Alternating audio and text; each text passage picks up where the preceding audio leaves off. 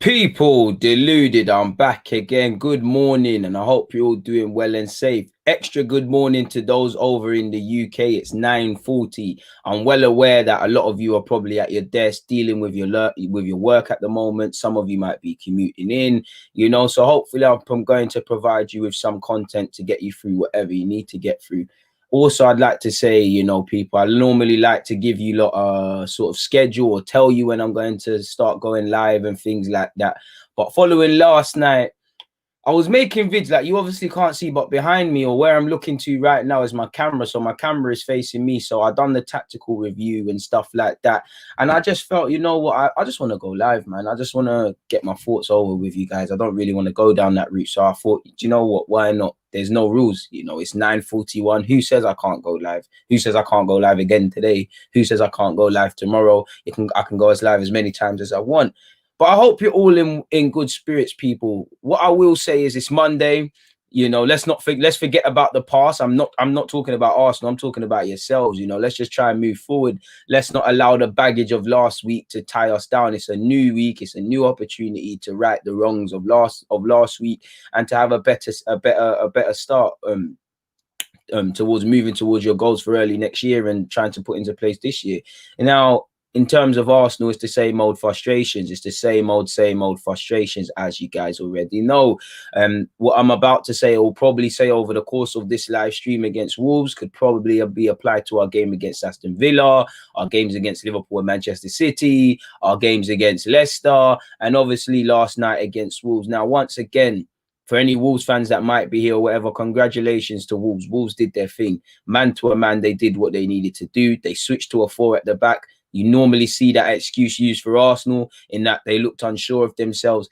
It wasn't that. It wasn't that thing. Now, I've spoken about what I saw in the game from a tactical point of view. My tactics review show will be out later today. So make sure you're paying attention to my uploads, and I'm sure you've all saw my comments in relation to the Arsenal Wolves game. I've done the live stream, I've done 2 other videos offering my thoughts. I'm looking at my videos that have come out now.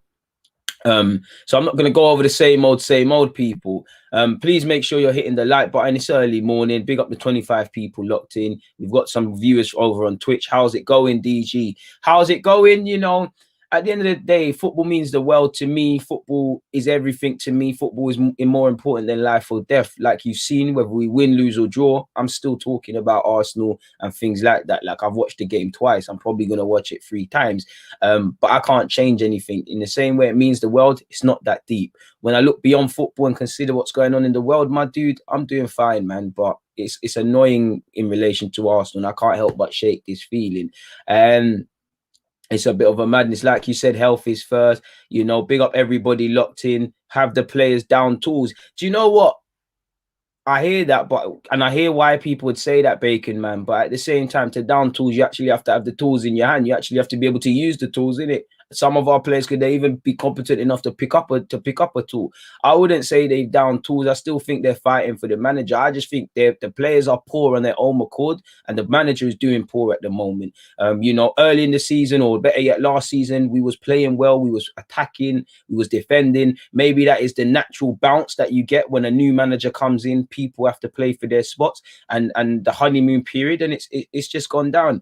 I would say, you see where you are in times of adversity. When you've got hiding spaces or people and pillars you can hide behind, and excuses like expectations last season were on the floor, so they could only surprise us. Did we expect to win the FA Cup? Of course not. Do I want to keep talking about the FA Cup? Of course not. But what I mean is that we never had any expectations. And I think going into this season, I still think nobody had expectations, but there almost is one in that. Can you build upon what you showed towards the tail end last year, show a bit more consistency, get more of a tune out of your teammates and for Arteta, the players, and address areas that need to be addressed? Not enough was done in the transfer market, so I can't really be confused that we've now stumbled across this. I'm not seeing anything to coach to coach how to break lines and things like that. Against Leeds, it's well documented how many times or how little times Jacko, Willian and Ceballos passed between each other, much less to Aubameyang, and it persisted against Wolves. So what are we doing on a coaching perspective in relation to that as well? The players aren't taking responsibility, so it's more of the same people.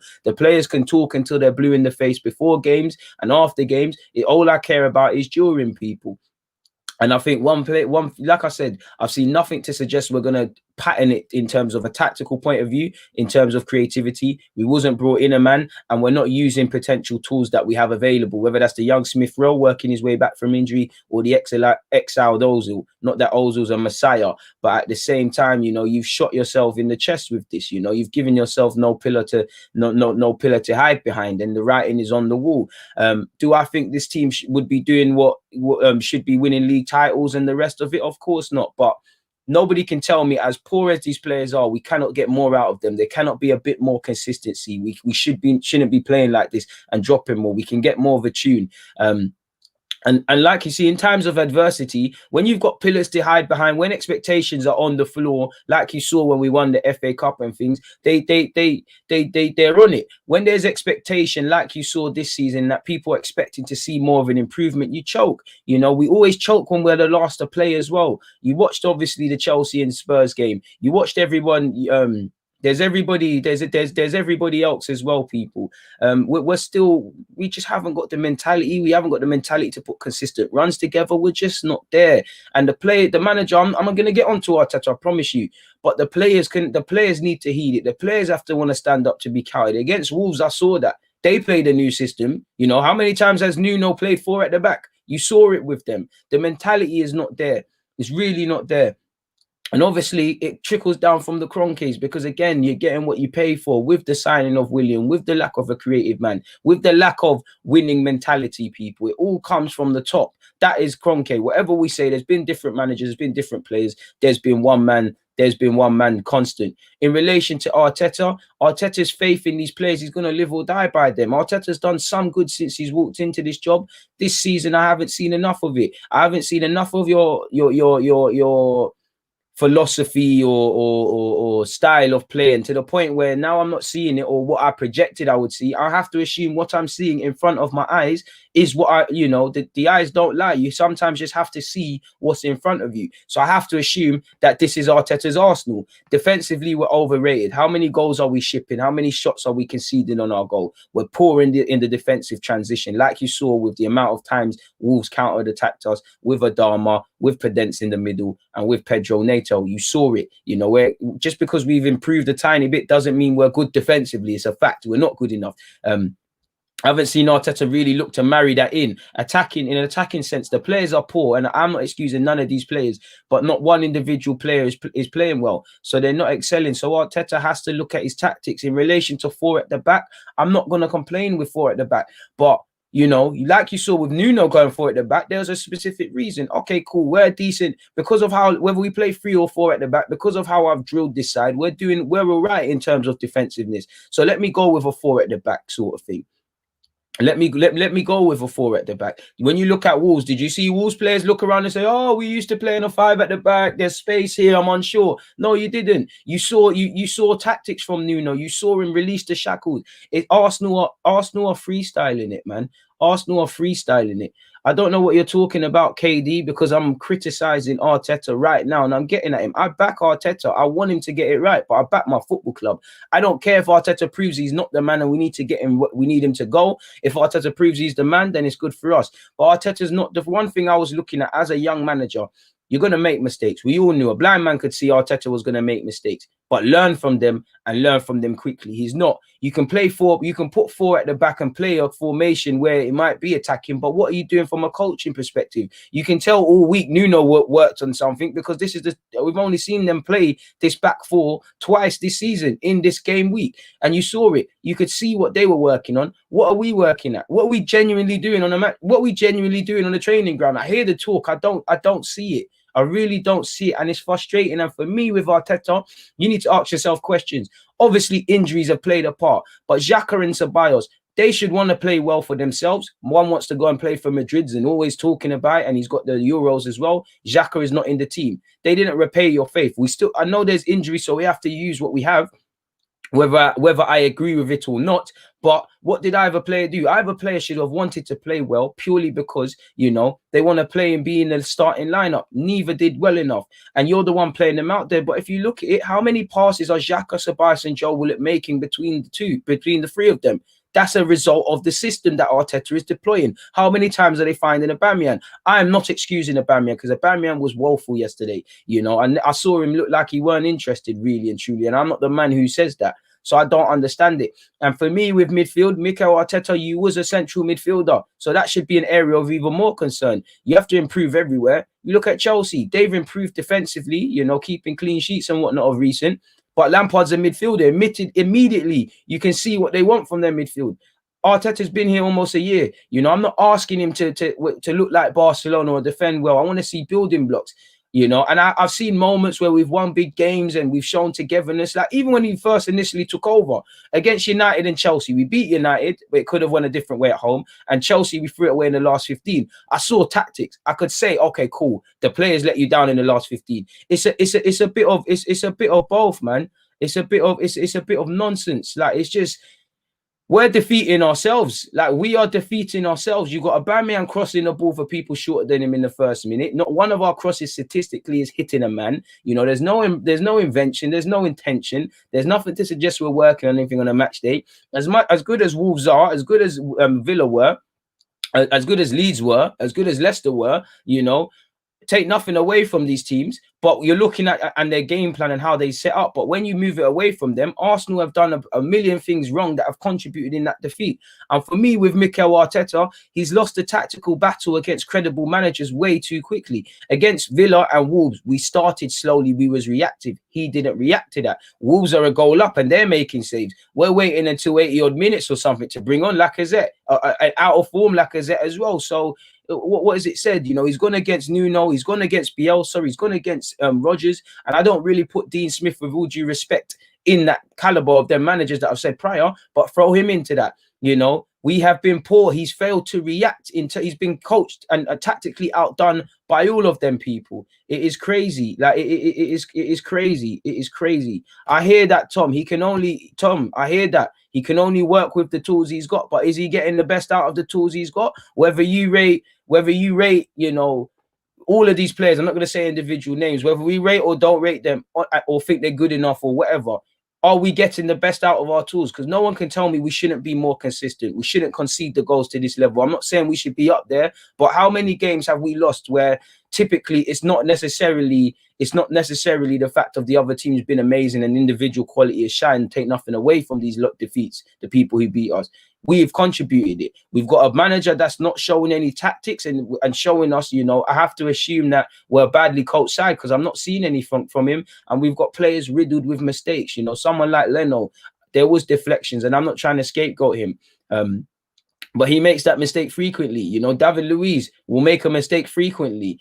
Numerous players will go through good moments and make mistakes. And for Arteta, I don't understand what you're trying to make this team. It comes to the point where you need to, and I don't want Arsenal to become that sacking thing, because we sack Arteta, what's going to happen right now? Who's coming in? These big names that people talk about taking over the road, they're not going to come. Because looking at Arsenal squad, if you're Carlo Ancelotti, who's previously linked, or you're Allegri, why would you join Arsenal? You would listen.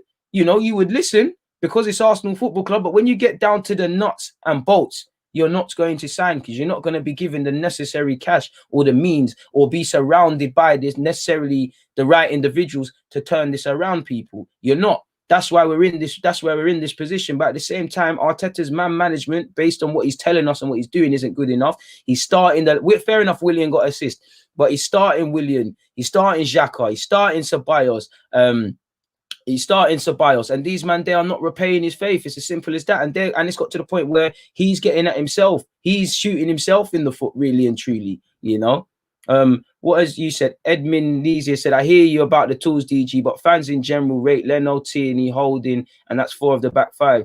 I'm not too sure how to read into that, but apart from Gabriel and Tierney, I don't think anybody's messed. And either way, that's only 4 or 5 players at a push. And either way, collectively, You know, do they defend to the level that's good enough? Collectively, not. You know, Holding is hot and cold. Leno is hot and cold. I like Gabriel and Tini, but Tini's found it tough. Gabriel will find it tough. So I definitely think we should be defending better, but I don't think it's an excuse. I think the players are poor, but I also think Arteta's got to face the music. I'm not trying to bash Arteta, but the same energy man were coming with, and I'm not saying you last season that he's the next this, that, and the other. You've got to match the same energy. Question marks, because for me, it was how quick Arteta can learn from his mistakes. He was learning from things fast last year. Now he's not, and I don't know what reason it is, but he has to face the music. You're a midfielder. I don't understand what Arsenal's midfield is about. You talked about defensive stability, which I agree with. You know, look how the goals were conceded and the phases of play and how open we have been in the last 180 minutes of football against Leeds and against today. That's not a team that wants to defend well. We don't defend well enough from the front. Look at the 2 goals we conceded against Wolves. It's counter-attacks against the phase of play, but it all starts in their half. We don't. The midfield is crucial to defense. So why is it so open? Why don't the players pass between each other? Why are they always wide apart? Why is there a lack of positioning? Why do you never get the vibe that any of these players know what they're told, not what they've been told to do? And if they don't understand what they've been told to do, you have to ask, what is Arteta's coaching? What is his language styles? Is he able to get through to these players? I don't know. I really don't know, but it's appalling. Like I said, I don't want us to become a yo-yo team, because what are we going to say when Arteta goes? It's not the next manager. It's not his players. He needs time. He needs money. And it's the same old far. I don't think Arteta is leaving anytime soon, because he's become head coach. We've heard we're ahead of our summer for 2021. So that leads me. And if you're ahead of your summer and you're buying players, they want to know who the manager is. I know things can change, but you'd want to know who the manager is. Surely, people, who the manager is going to be. So that implies to me that unless something mad happens, you know, Arteta will still be here, sort of thing. And if we are ahead of our planning for next year in terms of recruitment, you know, could it be we'll take the loss and the pain of this year and try and do what we need to do? I definitely feel, well, looking how we're playing, you could only be content with Europa League qualification. But we get Europa League qualification and not in the same nonsense that Arsenal had to rely on the FA Cup last year. I think we calmed down, sort of thing. It's a bit poor. And it's Arteta's language after the games is slowly peeing me off. Apologies, I'm going to get to your super chat. Why are Bellerin and Jacko still here? Personally, you know, I want to protect Bellerin, but at the same time, he's a duck out of water. We're still talking about the same things. I'm sure many fans were prepared to give him, you know, this season under Arteta, 1 full season, and see what he's on. And it's more of the same. It's more of the same. Jacko, cumbersome, you know, lackluster, passenger, midfield passengers, midfield moving like strangers. We just got a bunch of players that are not consistent, got bad habits, badly coached. It's just a terrible cocktail. Smash the like button, people, please. Big up Ali for the super chat. It means a lot for this $5, my guy. Thank you very much. Probably get a panini with that. He's blaming players without actually saying it. If you can't take chances, it's impossible to win. And he's right. You know, you can't look at this as just Arteta or just the players. You can say fundamentally the manager is a reflection of what we're seeing on the playing field, or you can say these players have been here before Arteta and you can get at the board, but it's a cocktail of everything. Our board haven't learnt from hindsight and applied better foresight to move this club better. Or you wouldn't sign Willian, or you wouldn't persist with Jacko, or you would give Arteta the necessary tools. You know, you wouldn't let the fans wait all summer to sign a Partey, because like I said, if you don't have Partey, you need to keep Torreira or someone, or bring in the next man. Because people tell me if I'm lying. You're back in the same situation. Partey can get injured, he can get suspended. We can't rely on one man. Touch all sorts of wood, but what the F is going to happen when Gabriel is injured or suspended and the inevitable happens? You need a squad, and we didn't react in that. Arteta, I'm not being shown anything to suggest even if you did get Aouar, Shabozlai, this guy, that guy, you're going to get more of a tune, because you're not showing me the basic principles, and these players are just bunch of bad habits. And Arteta is right to blame the players, because we can talk about lack of chances created for Aubameyang, and that is very valid. But at the same time, did he do all he can to have a shot, or did he accept defeat? Arteta is fully right, but what did Arteta do? He's reactive. He set us up in the wrong way. You know, I would have went with a back five, and again, everybody's a genius in hindsight, but I can only speak for myself. People tell me I'm lying when I said in the Leeds game and the Wolves game, I said, yo, we should go with a back five, you know, because of the threat Wolves have, because I can see the angle, what Nuno probably is going to come with. Pedro, Neto, Adama and Iver's flank, you know, they're going to cross it for Jimenez, who's had successful surgery.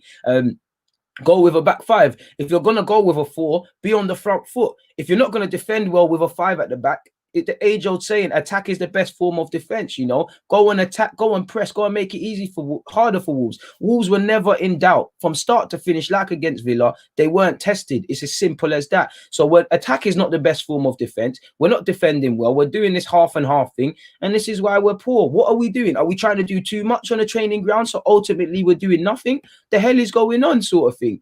Listen, I'm not gonna just start daggering, hitting Arteta in the back, like just hitting a dagger in his back and things like that. But he has to face the music, man.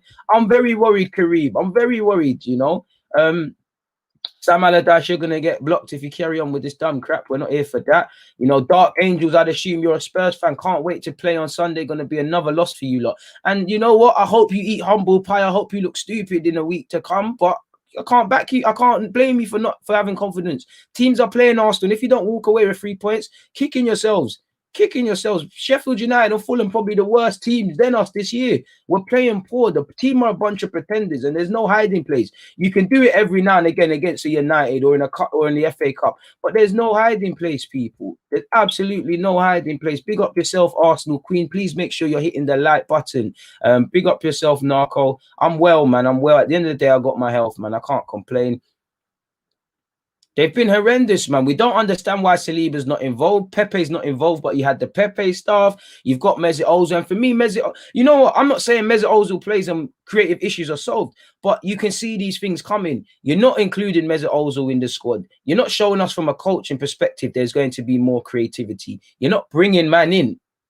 It is what it is, people. You know, Van Man Rowland has said, DG, I met you and warned you about the mentality of the team. Also, 5 at the back is negative and the manager will die on his sword, unfortunately. True words. I don't necessarily think 5 at the back is negative. I wouldn't want to go with a 5 at the back, but at the same time, you've got to be positive. You know, it's about the mentality. If Liverpool, and I know they've got injuries, go with a 5 at the back, is there a difference, you know? Wolves changed their lineup. The mentality was the same. It's all about the intention. Like you saw yesterday, you can't just suddenly change to a back 4 and think, yo, because there's 4 defenders now and we've got more attackers, we're suddenly going to cut a team open. It doesn't work like that. We should be, you know, creating, you know, Liverpool, City, you know, all the teams that play good football, they do attacking phases of playing stuff to the point where it's muscle memory. We don't. We're freestyling. You know, at least we scored a goal from open play yesterday. Well, it is what it is. You got to want to play for but you know, it's got a point where, as much as I agree with that, my guy, they've got to want to play for themselves. Before you talk about the club, before you talk about the badge, before you talk about the manager, who they should want to play because he's backing a lot of you, you got to play for yourselves, man. Some of you have come from humble beginnings, fought very hard to be professional footballers, had hard lives, got a whole heap of family watching the games, and you're playing like that week in, week out.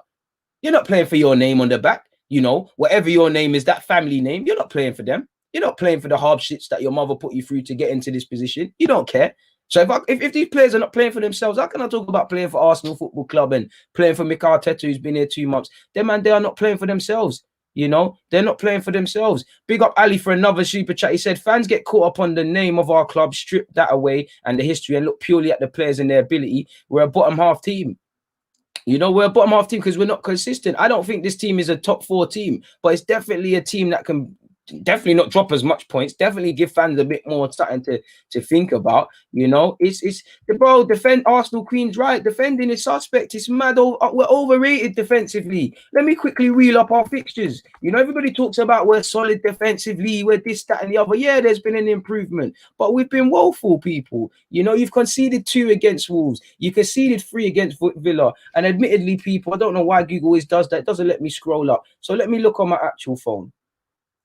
You know, let me look at my phone, because we always hear we're a great team, we've improved defensively, there's more of a grit. Yeah, when we draw 0-0 with 10 men against Leeds, it's great, but we were still open. You know, you've conceded 2 against Wolves. You know, you've conceded 3 against Villa, so we're now at 5. Fair enough, you beat United. You know, we're now at 6 when you consider the Leicester game. You know, we're at 7 when you look at the City game. You know, we're not up there for goals conceded. We're not up there for goals scoring. So what the F is this team about?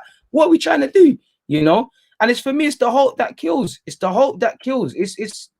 I'm not gonna lie. If Arteta never came in and didn't do what he did and wasn't, quite frankly, Arteta initially was a breath of fresh air, I would still be pessimistic, and I am. I bought back into it. Not the fact of we're gonna win the league and that, but similar to what I see with Wolves, with Nuno, now with Southampton, with Villa currently this season, right now at present with Jose at Spurs, historically with Klopp, to a degree with Chelsea and Lampard now. I was seeing with Arteta something to believe in. Like, forget winning stuff. Like, I'm seeing some sort of DNA in a team, some sort of something. I'm not seeing that, you know. It's just freestyling. You're disrespecting the fans now collectively. You're not spitting in our faces. It's that short, man. See, 9 times out of 10, Aubameyang pulls crossing the ball, which tells you how calamitous this is, you know. A minute to go, Aubameyang's crossing the ball. Not that Aubameyang's the best in the air, but it's calamitous. It's calamitous. Big up yourself, my guy. I don't blame you, Box Fresh, man. I don't blame you, man. I see, is that yard food in the bio in your DP, man? You might as well send me some jerk chicken and rice and peas, man. Put a smile on the guy, man. I can't lie, Glody.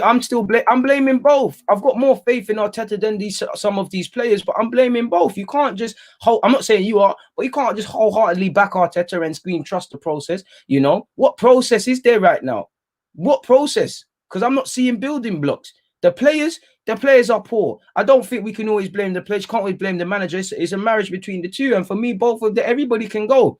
I'm not backing no one now. You don't need to back yourselves. You don't need to show me. I don't listen. I love Arsenal Football Club, but you man are doing me dirty. So everyone will get my support because I love this football club. I'm not backing anyone. I'm not defending anyone. I ain't got no allegiances to no one. Forget all of that. You know, Arteta is not going to be sacked, and I'm not calling for him to be sacked. But it's the point. I wouldn't even say that. Jacko was just weren't involved. Like he just capped, man. He just capped.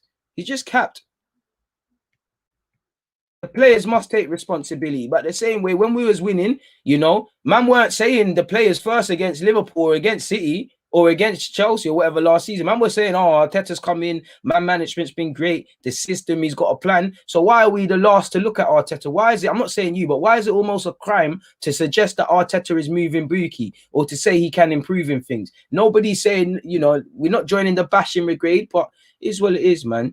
You know, big up Tom. You know, if it has to be a bit depressing. You know me, I'm never going to cap here and act like everything's doom and gloom if I don't believe that. And equally act like everything's happy days.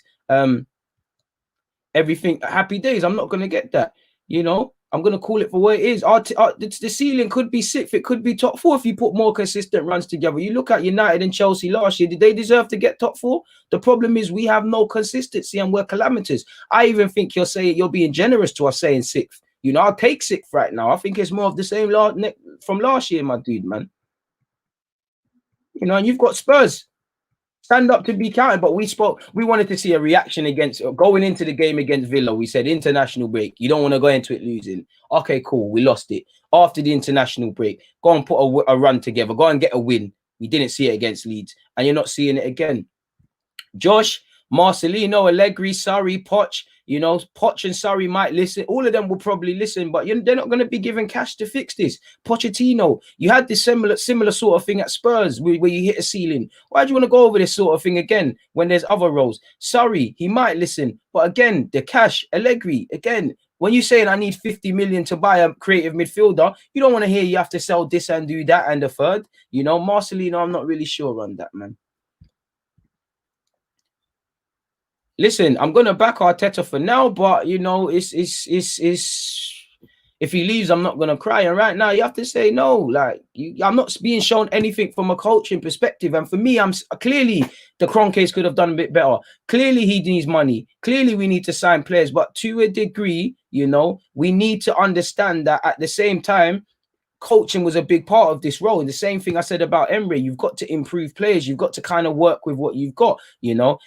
Is he getting the best out of all of these players? No. So when you get better players, I'm not seeing building blocks. So it's a myth, people. And the one thing I'm annoyed with Arteta is the way he speaks after the games, man. Like, it's just it's self-explanatory. Like, he's sitting there like a fan. Like, and it's poor. Arteta is not learning from his mistakes and learning from them fast. And this is where it gets frustrating, man. Really, really frustrating. Is our scouting even trash? Are we even scouting, or are we going for these Willians and all of these things? Like you said, it's easy to blame him, but and you have to blame some of it with Arteta. But it's not just him; it's both of them. It's a mixture of a poorly coached side and underperforming, inconsistent, poor players, man.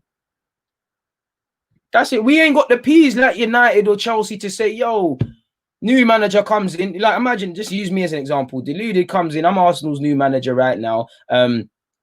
I'm Arsenal's new manager. They're not going to give me a next 70 million because I say, you know what, this ain't my player, that ain't my player, this ain't that, that ain't this. That's why you have to work with what you've got. And that's why for me, it was vital that Arteta came in here with a clear way of doing things and a clear bit of principle so we could quickly weed out players. Obviously, as well, we know the players are poor, but Arteta's faith in these players is going to cost him. It's going to cost him because you started Willian. Yeah, he got an assist, but it was woeful. You started the two midfielders. They let you down. But let's hear what Arteta himself has to say, man. On the David Luiz incidents, he said it was a really tense situation because the collision was surprising, and straight away you could see the reaction of the players asking for the doctors to come on the field, which is never a good reaction. Then I had news from David that the doc made all the tests and followed all the protocols to make sure he was fine. He responded really well to all of them, but it was a nasty cut. David wanted to continue, and he continued. But at halftime, we decided to take him out because he was uncomfortable heading the ball. And with Raul, I'm really concerned and worried. I want to send him our best wishes for him and his family. Raul Jimenez apparently has had successful surgery on a fractured skull. And yeah, man, hopefully he gets recovered fit and fast. He was then asked on whether it feels like one step forward, two steps back. How can it be one step forward if we've dropped points in our last 3 games? You know, the Europa League, I hear that, but he said it's a bag of nonsense, isn't it? He said, well, it's a frustrating night again. Losing at home is painful. It's the 3rd time in a row for different reasons. But at the end of the day, in the first half, Wolves had 2 shots on target and scored 2 goals. So first and foremost, what about you? You know, what about you? You know, Wolves, while they had a bag of chances, I think like 20 in the first half against Southampton, it's well documented that they lack efforts or efforts that are going in the first half. So why are you not shooting? You know, you're not defending well, all man's to the pump, and you're not doing the attack is the best form of defense. So you're doing half and half and doing nothing really and truly. It doesn't really make sense. Dio, I don't think that's fair to say he was lucky to win it because, again, he's poor, but we've got to call a spade a spade. We've got to critique him fairly for what he's doing right now, but it's not luck. You don't beat Man City. You don't beat Chelsea. You don't beat these teams, Liverpool in the Community Shield, by luck. You know, you get credit where due, did his thing, but it counts for little. You know, again, I do think a big part of that in hindsight was because he was a new manager. It was a breath of fresh air, you know. You know how these confidence is a big thing. I think that helped us, that siege mentality, but it's gone. Arsenal have been found out now. Before, it was a bit of a shock to people's system when playing Arsenal. You didn't think Arsenal could defend or would go with a consistent 3 at the back, even though it was done off before previous managers, under previous managers. Now you know what it is. Well, 9 times out of 10, whether it's a 4 or 5, we're going to be extremely negative, left-hand centric. We're going to be slow, underhit them passes, keep going backwards. So you just know you just keep your shape, sort of thing. It's poor. Like he said, people, it's frustrating. And he said they had 2 shots, 2 goals. He said, we had, I don't know how many entrances into the penalty box, how many crosses, chances and situations with more or less efficiency, with more or less quality in the final ball.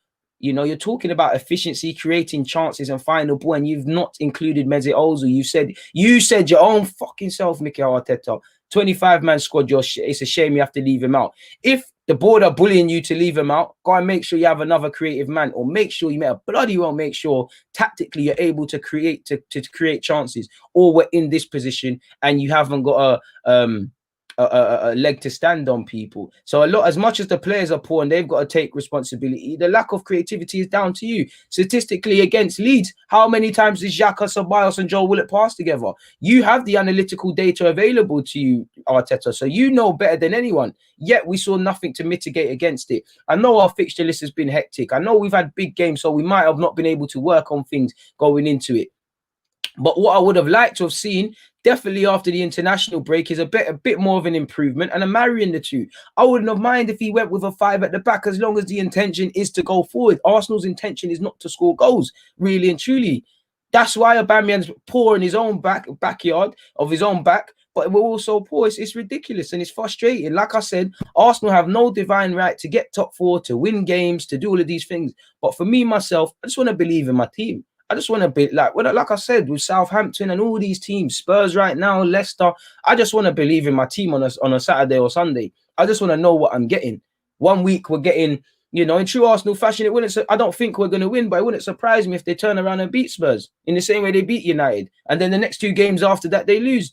We're going to live or die by consistency. Like I said, we can talk about Arteta and the players until we're blue in the face. But in short, consistency is what we're going to live or die by, because it's not like all the other teams are amazing in the Premier League sort of thing, but we're poor. And like Arteta is speaking like he's not the coach. At some point, the lack of coaching or the lack of style of play has to become a reflection of what Arteta is bringing to the fray sort of thing. And he also said, but when the game's close in that situation against Wolves, you are so exposed in any ball that you lose in certain areas because they are a great counter-attacking team. And this is our reality at the moment. This is our level today. We can beat anybody, but we can lose as well because the margins are so small. We want to score more goals. Obviously, the mountain is a big one to climb. And that's true. But this is what annoys me. If you know Wolves are a good counter-attacking team, why are we so open on the transition? Why is the midfield so open? So if you're telling the players this, which when I go back to the Chelsea result last year and they messed it up in the last 15 minutes, that looked like to me Arteta's planned it all. He's told them all and the players have messed up. That didn't look like it this week. It didn't look like it this week. You know, we've created, you know, Gabriel is Arsenal's Gabriel is Arsenal's joint top goal scorer, people. That says it all. As great as Gabriel's been in the middle of our defense, I don't want to praise him for that or look at that. That tells you that these players individually are not standing up to be counted. And we're not, the coach is not doing everything. But at the same time, it's disgraceful. You know, we've created the fourth fewest chances in the league. He said, when we can train, that means we have time because we are playing every 3 days. That makes it really difficult to do that. We just try to improve this situation more than situations we create or not is the final ball that we deliver. When we are in this situation and the amount of times that we hit the target with the situations that we create, which is not enough, it's down to me to find this solution to put players in the right positions and do better. And that's just a bag of fucking waffle, Arteta, because what is that? You know, I get that you've been playing every 3 days, but you have to train on something. So are you just working on the opposition? And it should be a matter of urgency, because how many Premier League games have we highlighted? This has been the case all year. The only time the teams look spot on in all these aspects was Fulham, and you have to give Fulham. You know, there's a bit of a Fulham task. You know, Miles, I hear that. I think Nelson can be a decent squad player, to be fair with you, but you know, you're entitled to your belief. But even that, I'd rather give them to, not that they're anything to write home about, but I'd rather give them chances than Willian and Jacko and players that keep disrespecting things. And regardless of if we think this team is good enough or not, should they really be fourth fewest created chances? This is what I mean by, you can say the players ain't good enough, but when you look at Arteta, is he getting the maximum out of his the minimal tools he has available? No. When asked further on if he's more concerned with the finishing chances or creating, he said, well, for sure today we got into those positions much more than Wolves did and we lost 2-1. Again, this is sounding like Pep Guardiola against Spurs. You could say you had chances, you had shots, you didn't get 3 points. None of this matters. He said, that's for sure. But the quality, as I mentioned before to your colleague, the efficiency when we get into these positions and the quality of the delivery when we get there and the final product, it has to be much more consistent and better. This is the task that we have ahead. So are we doing creating chance creation and finishing? Are we doing attacking phases of play? The players should want to do it between themselves and put in extra work on the training ground. But are we doing it? Because this doesn't make no sense. This doesn't make no sense.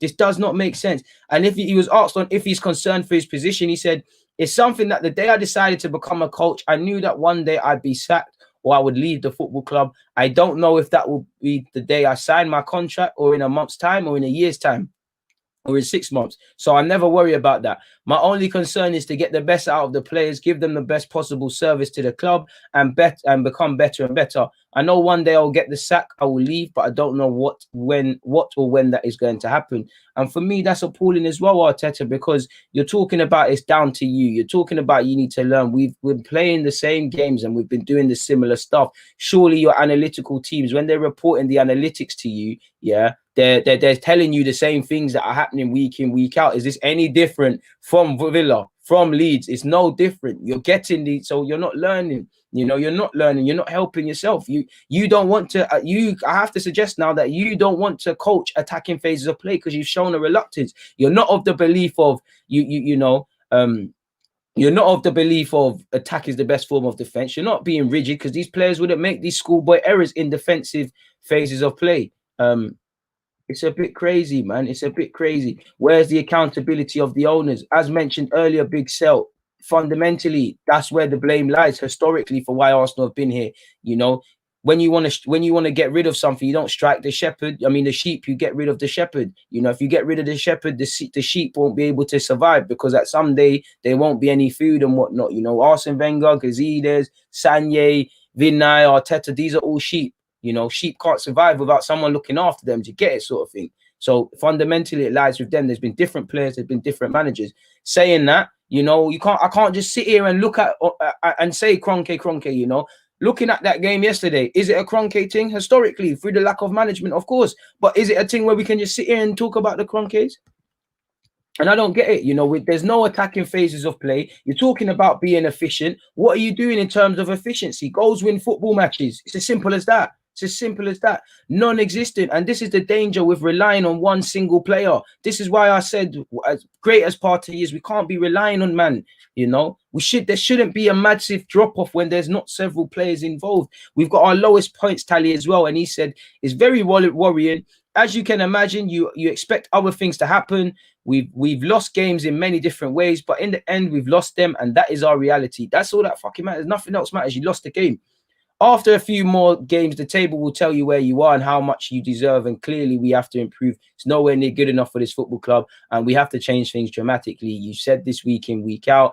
When asked about Partey is out for a few games. He spoke about Partey. While he doesn't like to use the excuse, he talked up Partey as well. He was then finally asked on Aubameyang's goal scoring form. He said, well, I think we all are, because the main goal scorer of the club at the moment isn't scoring goals. So my biggest concern is how to help him more to score goals, because we need his goals. How important Oba has been for this club in the last 2 years, and how the goal sheet has been shared among the squad tells you his importance. He needs to be scoring goals if we want to be successful. And, you know, if Aubameyang don't score, there's no party. But you're not creating chance. If you really cared about Aubameyang's goal scoring, you know, and you clearly do, because you put him back up front rather than the wing stuff. But at the same time, you know, at the same time, people, logically speaking, if you want Aubameyang to get back into scoring, and you want us to be more efficient, and the rest of the language he's used that I've read to you, midfield is crucial. Midfield is crucial to our defense and attack, and that's a big reason as to why we're unbalanced. You got rid of Guendouzi, you got rid of Torreira, you didn't bring in the creative man, as much as the board might have had a say. So this is your issue as well. Aubameyang's goal scoring is purely down to Aubameyang, because, you know, we can't say, you know, there's a lack of creativity, but if I'm Aubameyang, we can't keep going week in, week out saying Aubameyang's not scoring because man are creating. If I was Aubameyang, I want to be top goal scorer. I can't sit there saying man aren't creating, so I can't score goals. But at the same time, we aren't creating. And it's like Arteta has all the solutions. He has all the answers, but he doesn't have the solutions. It's like he doesn't understand what he's doing right and wrong.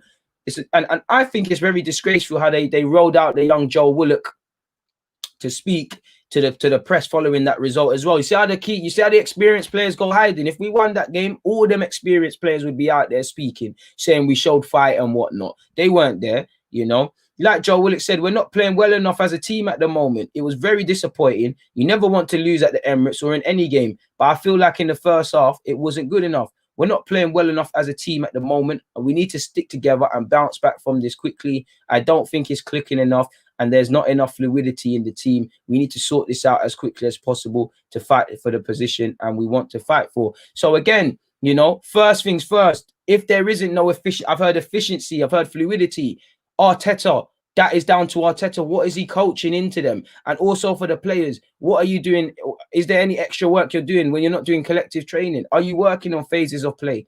Midfield, Jacko, Ceballos and Joe Willock, none of you have phased any couple of passes between the three of you consistently over the last 180 minutes of football. So why aren't you lot doing extra work on the training field and saying, you know, all right, cool, you man, stay at our, get one of the coaches, cool. When I have the ball, this is where I want you, man. When you have the ball, boom, boom, boom, this, that, and the other. That's what I want to see. I keep hearing buzzwords and stuff, but it's a direct result of the lack of coaching. It is that. And I've been saying this. I've been saying this about you lot, to you lot. You know, Aubameyang needs to stand up to be counted. Everyone needs to stand up to be counted. It's just woeful performances, man. It's poor, man. It's very poor. I don't know what to tell you, lot, honestly, people. All I know is that, you know what, let's look at the statistics, because the statistics are damning as well, people. The statistics are damning, you know. So a worst start to a Premier League season in Arsenal's history, 13 points in 10 games, people.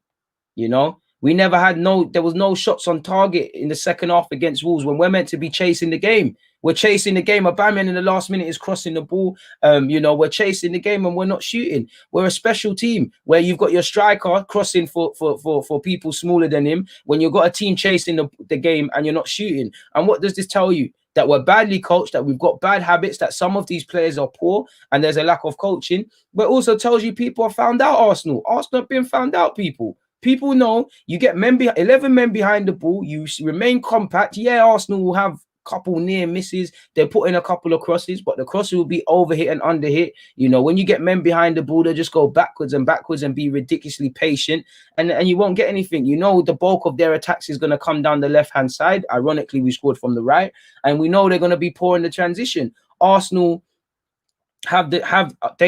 teams have Arsenal's number. And even if we look at Arteta before the game or after the Europa League game, people, Arteta said it's true that in the opposition box we haven't been as ruthless and resilient as we have to be. We have paid for that with some results. In the Europa, we find ourselves with more flow and more creativity in the final third, I would say. And let's be honest, that's because let's cut the crap. It's because of the caliber of team we are playing in the Europa League. It's as simple as that. And he also said more, let's go for it and let's express ourselves. Obviously, the opponent is not the same, but it's something to look at. And like I said, that was before we played on Sunday. That was in the aftermath of the Europa League. So what has happened? If you keep speaking about this, why is it not a priority in training? We're not seeing any building blocks. It's crazy. You can't tell me there's 25 man better than Ozil. You can't tell me Torreira and Guendouzi couldn't be in here. And it's all about plans. If you're going to alienate Guendouzi, bring in midfielders. Like I said, Arteta was a midfielder, so I can't understand the imbalance right now. And I also can't understand him looking at these players in August and saying, I believe in them. If the board are crippling you and saying you have to work with what you've got, which they probably are, then that's another thing. But it's not making sense, people. It's really not making sense. We're built on some shaky foundations. It is poor, people. It's absolutely shocking, people. We've got 13 points, as I said. It is what it is in that regards, people. It's poor, shots per game. We're 17th with 9.5. Prior to playing us, Wolves only ever had more than 5 shots on target in the first half of a game in 2 of their 237 Premier League games they've played. So when they came to Arsenal, they thought, you know what, we're going with a back four. They were not going to go with a back four against Liverpool. I could be wrong, but they're not going to go with a back four against Liverpool. Why is it that they thought they need to have more shots this game? Because they know Arsenal are there for the taking, people. They firmly know Arsenal are there for the taking. Mikel Arteta is the first Arsenal manager to lose 3 consecutive home league games since Terry Nil in March 1977. It is poor. Only Spurs have conceded fewer goals in the Premier League than Arsenal and Wolves, ironically. Gabriel is Arsenal's joint second top goal scorer in the Premier League, which is poor. Willian got his 3rd assist since the opening day. How he's been afforded a role in the team, I don't know. Arsenal completed at a point in the game, completed just 3 passes to Aubameyang. We failed to keep a clean sheet in any of our last 8 home matches. So this tells you our defense is overstated. And I know Arteta speaks a lot about bringing the fans in and the fans being back in the stadium. And I agree with it. The fans deserve to be back. But do you think the fans would have been positive after yesterday away to Leeds, against Aston Villa, against Leicester? It would have been atrocious, man. It would have been atrocious. There's nothing that can be said, people. Even if you look at Arsenal's crosses, Arsenal found a teammate with just 3 of their 36 crosses against Wolves. So what does that tell you? We're ineffective in front of goal. We're inefficient. We're lackluster. We haven't got any ideas. A lot of what we're doing is not out of design. And another thing is these stupid. I know they got a height advantage on us, but these stupid and predictable and downright consistently poor short set piece deliveries. Like, it's poor. Teams have our number. Teams have our number. They found us out very quickly. We should have came on. To be fair, Luiz probably wanted to battle. They probably said, we'll see you until half time, and which they probably did. We lack specialists in areas, but at the same time, we just lack a philosophy, man. And that's it. He's a young, impressionable man. The Jackos, the Ceballos, the Aubameyangs, the Bellerins, not even Tini, allow Tini, but the Bellerins. Where's the more experienced players? The Lenos, man, are hiding. Because if we won, they would have been active. It's atrocious, man. Thank you for your super chat. The issue is inconsistency. It is inconsistency in midfield. Jacko is quite bad, man. Jacko isn't as bad as people make out, but he is playing like that. And I don't think Jacko, if you want to get top four, he's not of the caliber. He's lackluster. He's blinkered. You know, he's a liability in attack and defense. He needs too much time on the ball. He's everything I don't want in a modern day midfielder. Firmly just needs to play Europa League. Ceballos looks unsure of himself. El Nene is calm in the squad and playing well, but ironically, if we're honest, El Nene is someone that should be on the bench. Partey is solid, but you're back to square one. You don't have a Partey, you can't rely on one man. That's why you need two. A game like that, I would have said go against Wolves, 5 at the back, Torreira and Partey. Yeah, we're lacking attacking creativity, but let's just do what we can, sort of thing. You can't just spring four at the back and think it's all gonna change, man. It's poor. It's poor, man. It's poor. Let me see what you lot are saying. Big up yourselves. I feel Alba is no captain, should be taking the goal. Should he be doing interviews? You reckon? I'm not too sure if he got annoyed with Guendouzi, but I think he should stay. I'm not gonna go as far as to say Aubameyang isn't a captain and whatnot, but it's poor, man. The big players, they all want to talk after the game.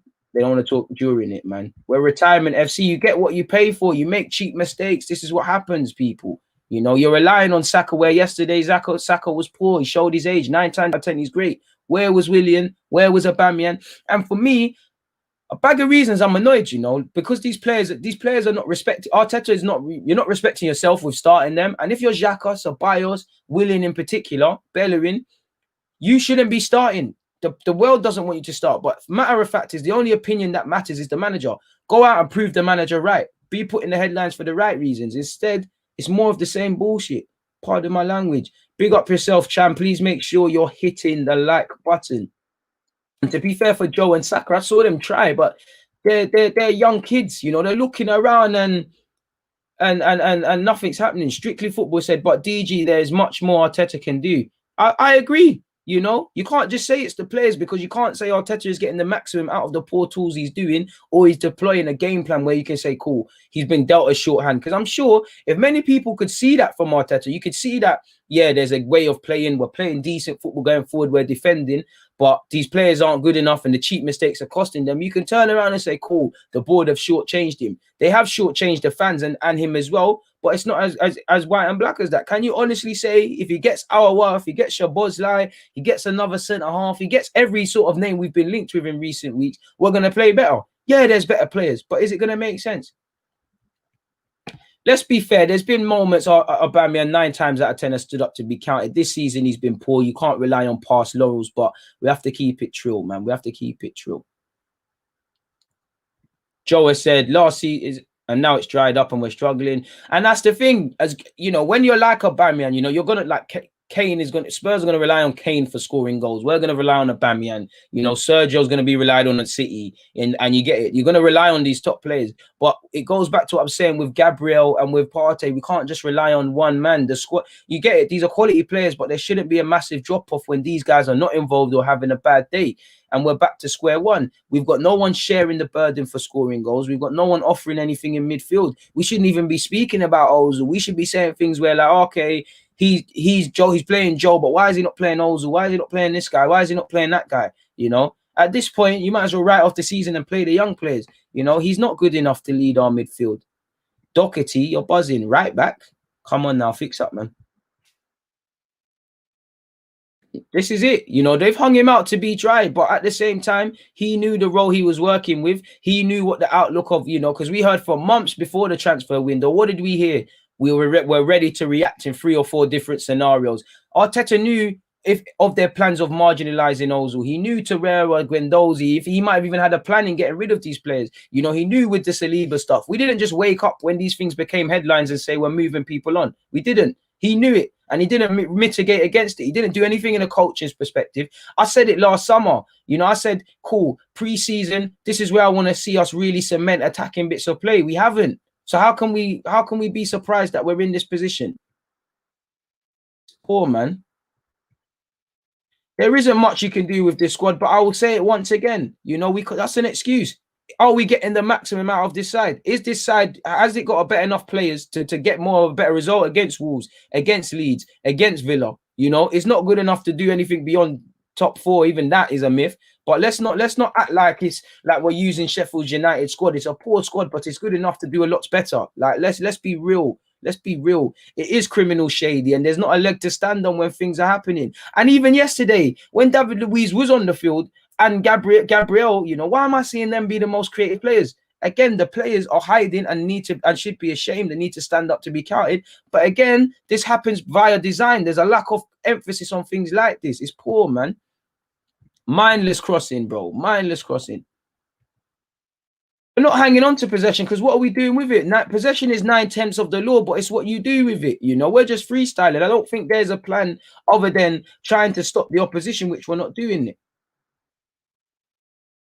It's all a shambles. He can't lead it by himself, you know. He can't, but Aubameyang can do a lot more. It's not a thing where, you know, we say Aubameyang went down fighting. Aubameyang's hidden like the rest of them. We've got to keep it true. There's only the same. Fair enough, Saka was poor yesterday. But if you're not Saka, if you're not Tierney, if you're not Gabriel, you know, if you're not Partey when fit, it's the same old individuals that we're talking about that are trying in amongst the bad side. And that's 4 or 5 out of push 6 names out of 11 starting players out of a 25-man squad. You know what? There's 10 games or so that's been played so far this season. There's 28 others to play for. There's still a lot of points to be played for. Ifs and buts that could all be used. The fact is, I don't think we can, but you can put more consistency together. You can make more of a fight for the top 4, because that's all I wanted to see. More consistency, not losing in fashions we're talking about and I'm talking about in the live streams, making more of a meal of things, getting out of the December, January period. And, you know, I'm not saying Arsenal is a definite shoe-in, but like you can say, you know, Spurs, Liverpool, City, Leicester, even Southampton right about now, they look in the mark, in the talk for the top 4. Arsenal's already ruled out, similar to last year. It's poor. It's absolutely poor, man. Exactly, Paul. Exactly. And this is why I feel, as much as it's all the players, you know, this is a byproduct. At the end of the day, Arteta's the one coaching and working with them. You know, it's not rocket science. It's really not rocket science. Big up yourself, Paul. You know, this is his outlook. He's been here 10 months. We need to start acting like he's been here for 2. And if we look at it this season, the only time, and I'm not saying this to rub out Arteta, but the only time Arteta's looked 30 is when he's played against managers where they're novices or they're not good enough. Scott Parker, you know, no disrespect to Scott Parker, but he's been managing for 2 minutes and his squad isn't good enough. We're always going to win that game. You know, Ole Gunnar Solskjaer, you know, fantastic result courtesy of Cavani yesterday. And, you know, I'm not disrespecting Ole, but people move like Ole and Lampard and Arteta on the same level. Ole's been in the game 10 years. I'm not criticizing him. I'm losing the point of Ole has question marks tactically. Arteta was able to outdo him. You've gone against Dean Smith, who might not be the best tactician, but he's very street smart and has been with that Villa team for a number of years now. Are you any... He couldn't counteract it. Like the Wolves, they started fast. We couldn't mitigate against their threat. You've gone against Bielsa and you're begging for a point. Now, that's a good point considering man was sent off, but lost that tactical battle. Lost it against Brendan Rodgers when he did a Jose Mourinho sort of thing. Lost it yesterday and across numerous intervals. And we're going against Jose Mourinho. And like I said before we played Leeds, I said tactically we got outdone by Brendan Rodgers and Dean Smith. We've now got we've got 3 top tacticians, probably 3 of the best, if not the best tacticians within the league, give or take, without some others. If you can't do it against Bielsa and you've dropped 4 points against Bielsa and Nuno respectively, you know, to the point where Nuno has said, you know, I'm changing my formation. I don't even want to go back 5. I don't rate Arsenal. I'm going to go pump them. You don't think Nuno and Bielsa aren't laughing at Arsenal? You know, Jose must be licking his lips. And you think Jose cares about Arsenal's poor form? Jose's very cerebral. You know, I've read a lot of Jose books and stuff, and Jose's a manager I rate highly. Jose saw this Arsenal Spurs game. He was probably making his notes when we lost to when we got away with it against West Ham. Jose's been planning for this. And if you watch Spurs yesterday, Spurs should be full of confidence. So there's no sympathy. There is no sympathy. And I can't, he is all talk. I'm just seeing bare chat. Last season, there was talk and there was chat to back it up. I'm just seeing chat. The whole team and the whole squad is all chat. I'm seeing guys with one earpod in. I don't even know what they're doing. I'm always seeing them same individuals. It's crazy, man. That's true. At least it'd be ahead of this time.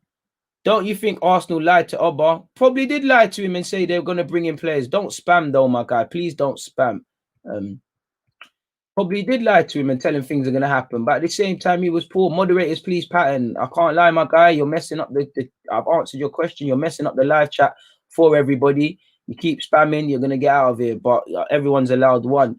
Kareem has said, let me say this again. It's not Arteta, it's the problem here, it's the players, it's on the group of players. And this is I'm sorry, Kareem, I can't agree. I can't agree. I've got more faith in Arteta than the players, but it's 50-50. You can't blame all of it on the players. You can't blame it all on Arteta. Because when we're winning, the energy towards Arteta is different. When we're losing, the players' energy is different. It's 50-50. If you want to have more faith in Arteta than the players, but you can't say Arteta isn't the problem. He's played 10 Premier League games. When has there been a tactical masterclass? When have we left these games and said, when have we just spoken about how great the team was? We've spoken about numerous other things, and we got away with it against West Ham. It didn't work out. Like I said, he's been tactically outdone by any manager right now that's worth their weight in gold, who's been at their team for a while. You've gone against Bielsa, you've gone against Nuno, you've gone against Dean Smith, 3 men that have managed their team for a minute now, and you've struggled. The only time this season you've outclassed someone has been Ole Gunnar Solskjaer and Scott Parker, where they're probably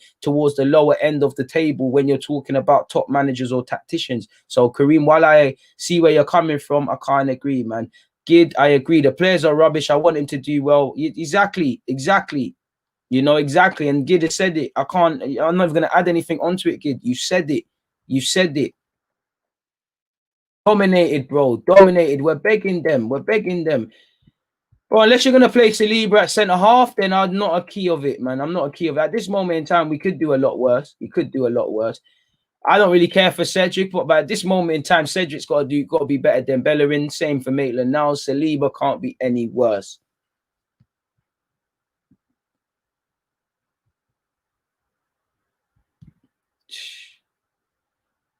I don't think stats are kind to Sabas. I can just see why Sabas doesn't play for Real Madrid. There's not a maturity in his game. He just lets games pass him by. He's got technique, but it's all air, man. Thank you very much, my guy. People, please make sure you're hitting the like button. Make sure you're subscribed as well. Hopefully, I can get to 30K before the end of the season. Stop spamming. Thank you, people. We're firmly fighting relegation. Chris Wilder and Arteta got to be following each other, people. What other things are you lot saying? It's appalling, man. Big up that he does, man. Come on, man. He just had a baby. Fair play. Bro, it wouldn't, Arteta has to take some of the blame in the players. And if a new manager came in, I do think you'd see a bounce at some point. We might start off slow and you see a bit of form, or you might see a bit of, you might start well, because every manager gives a bounce. But I think it's both. I think Arteta could do better with better players, but at the same time, I haven't seen nothing to suggest. It's as easy to say you can get Aouar, Szoboszlai, this, that, and the other, and I'm going to see this 90 to 100 goals he speaks about and all of these things. I don't think that's the case. Sort of thing. I don't even think that. Did the players even have tools? It doesn't make sense, man. I hope you're not calling me a fraud, my guy, but that's what you've got to say in this matter. And it's just poor, bro. 10 goals after 9 league games. The statistics are poor, man. How am I feeling? Vexed. I was quite calm until I speak with you lot, but you lot are getting the juices flowing now, man. Bro, we don't have midfield runners, we don't have man that sprint into the box, and hang at the edge of the area. We don't have our midfielders don't follow their midfield. Look at Pedro, Neto, and Podence. For as good as it was as a sequence of play from Wolves to us, go and look at it. We're chasing shadows. We're very reactive. We're reacting very slowly to things, people, and it's harming us. I have no clue why Maitland-Niles isn't playing. I think you're living a bit of a movie there about Allegri to finish the season. Why would Allegri want to take over mid-season without proper assurances, whether that's a significant transfer budget? I wouldn't mind Pochettino, but if I'm Pochettino and you're linked with City and United, and whether these things happen, and even PSG and things, I wouldn't want to come to Arsenal. Even if Poch wanted to, why would you want to risk your reputation and burn your bridges with the Spurs fans? And it's all going to be for nothing. If you're going to win a Premier League title, fair play, like Sol Campbell did. But why would you? It's all for nothing. And also, Poch has done the project business at Spurs. When again, Spurs fans know their thing better than me, but the summer that Jose Mourinho's just had, we'll forget the names. Spurs wanted a defender, they got a defender. Striker. Every role they needed to address, they got it in it. I don't think Poch had that. So why would you want to do that now at Spurs and then come and do the same thing at Arsenal? Forget all of that, man. And hopefully form goes out the window, infamous mob, but you can't disagree. The one thing I will say is players have got to feel sorry for themselves. It's crazy, man. Jolting, innit? Man said Allegri. What process? I'm not seeing a process to believe in. Like, I'm not seeing building blocks at the start of I could say the process last year because I was seeing it. Even though we lost against Chelsea, and I always say this, even though we lost against Chelsea and threw the game away in 15 minutes, then the United game, I saw something. Now I don't. So I can't just be here screaming it. I'm a big fan of Bielsa, but I don't think Bielsa would be the man for Arsenal. Colin, I can't disagree. He talks a very good game. Very good game. And this is what I said. People just talk. Like you said, no patterns of play. And it becomes a point. It becomes a point where the lack of pattern of play, I have to assume that this is our pattern of play. The lack of improvement has to, that this becomes it. At what point does this become a reflection on what Arteta is doing, working week in, week out? We have to at some point, we have to look beyond the fact of he needs time and all of this and say, okay, cool. We understand he needs time. We understand he needs better players. But at some point, is this sequence of play or the way we're playing a direct consequence of his coaching or lack of coaching? We have to. You can't just, I want Arteta to get it right. I don't want man to get lost. But, a team like you shouldn't have Aubameyang, Pepe, Willian, Saka. These players might not be the best in the world. They might be a loss of form and stuff. But creating chances and breaking down low blocks shouldn't be a problem.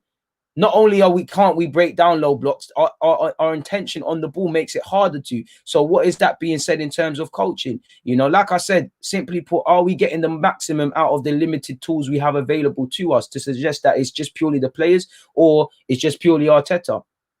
It's crazy. And for what it's worth, I'm sure prior to this game, Arteta's even changed his lineup 22 times. I keep seeing an inconsistent lineup from Arteta, a reliance in players that are just not showing him loyalty, baffling statements before and after the game and not seeing things that match up. Everything that I was seeing under Unai Emery, everything that initially Arteta was mitigating against, I'm not seeing it. Simply put, Arteta is providing more questions than answers right now, as much as the players, sort of thing. And to be fair, every manager would probably struggle with the owners in board, and I don't know whether to say that. Would Lundberg, we have to, let's be honest, would Lundberg have won the FA Cup is another way to flip that. Like I said, we've got to keep it fair. Arteta has done some good things, but it's crazy. Mate, I don't think the team should be built around anyone, to be fair with you personally. And that's it, man. Arteta's probably in a listen, if you think about it logically, if you're an owner of a football club, I'm sure we'd all give Arteta money and things, but think about it. If you've got Allegri, Carlo Ancelotti and Arteta, and one of them asks for 100 million in the same incidents, and you don't think you should give it to him, or there's reasons not to, who are you more likely to go and give it to? Carlo with the CV or Arteta? You can say, Arteta, shut up, man. What was you doing? You was at, the most I heard of you is doing some coaching stuff with Leroy Sané. You're not getting 100 mil. Hold this 45. And this 45, don't use it all straight away. Hold that. Go and sell Mustafi or someone if you want peas. It's crazy, people. People did laugh at Jose. And to be fair, it's funny how the segment changes because Spurs did struggle and there's a lot of football to be played. The sentiment can change. We shouldn't just look at it as they're excelling, we're not. We should have got Jose. I don't think Jose would have worked for us as well because he definitely would have got peed off with these players. Definitely would have got peed off with their lack of peas. To be fair, though, in the same way I said I didn't see Poch with a season at Spurs like that in terms of recruitment, maybe that's because when Mourinho came in, he said, yo, listen, you got to sort me out. Maybe.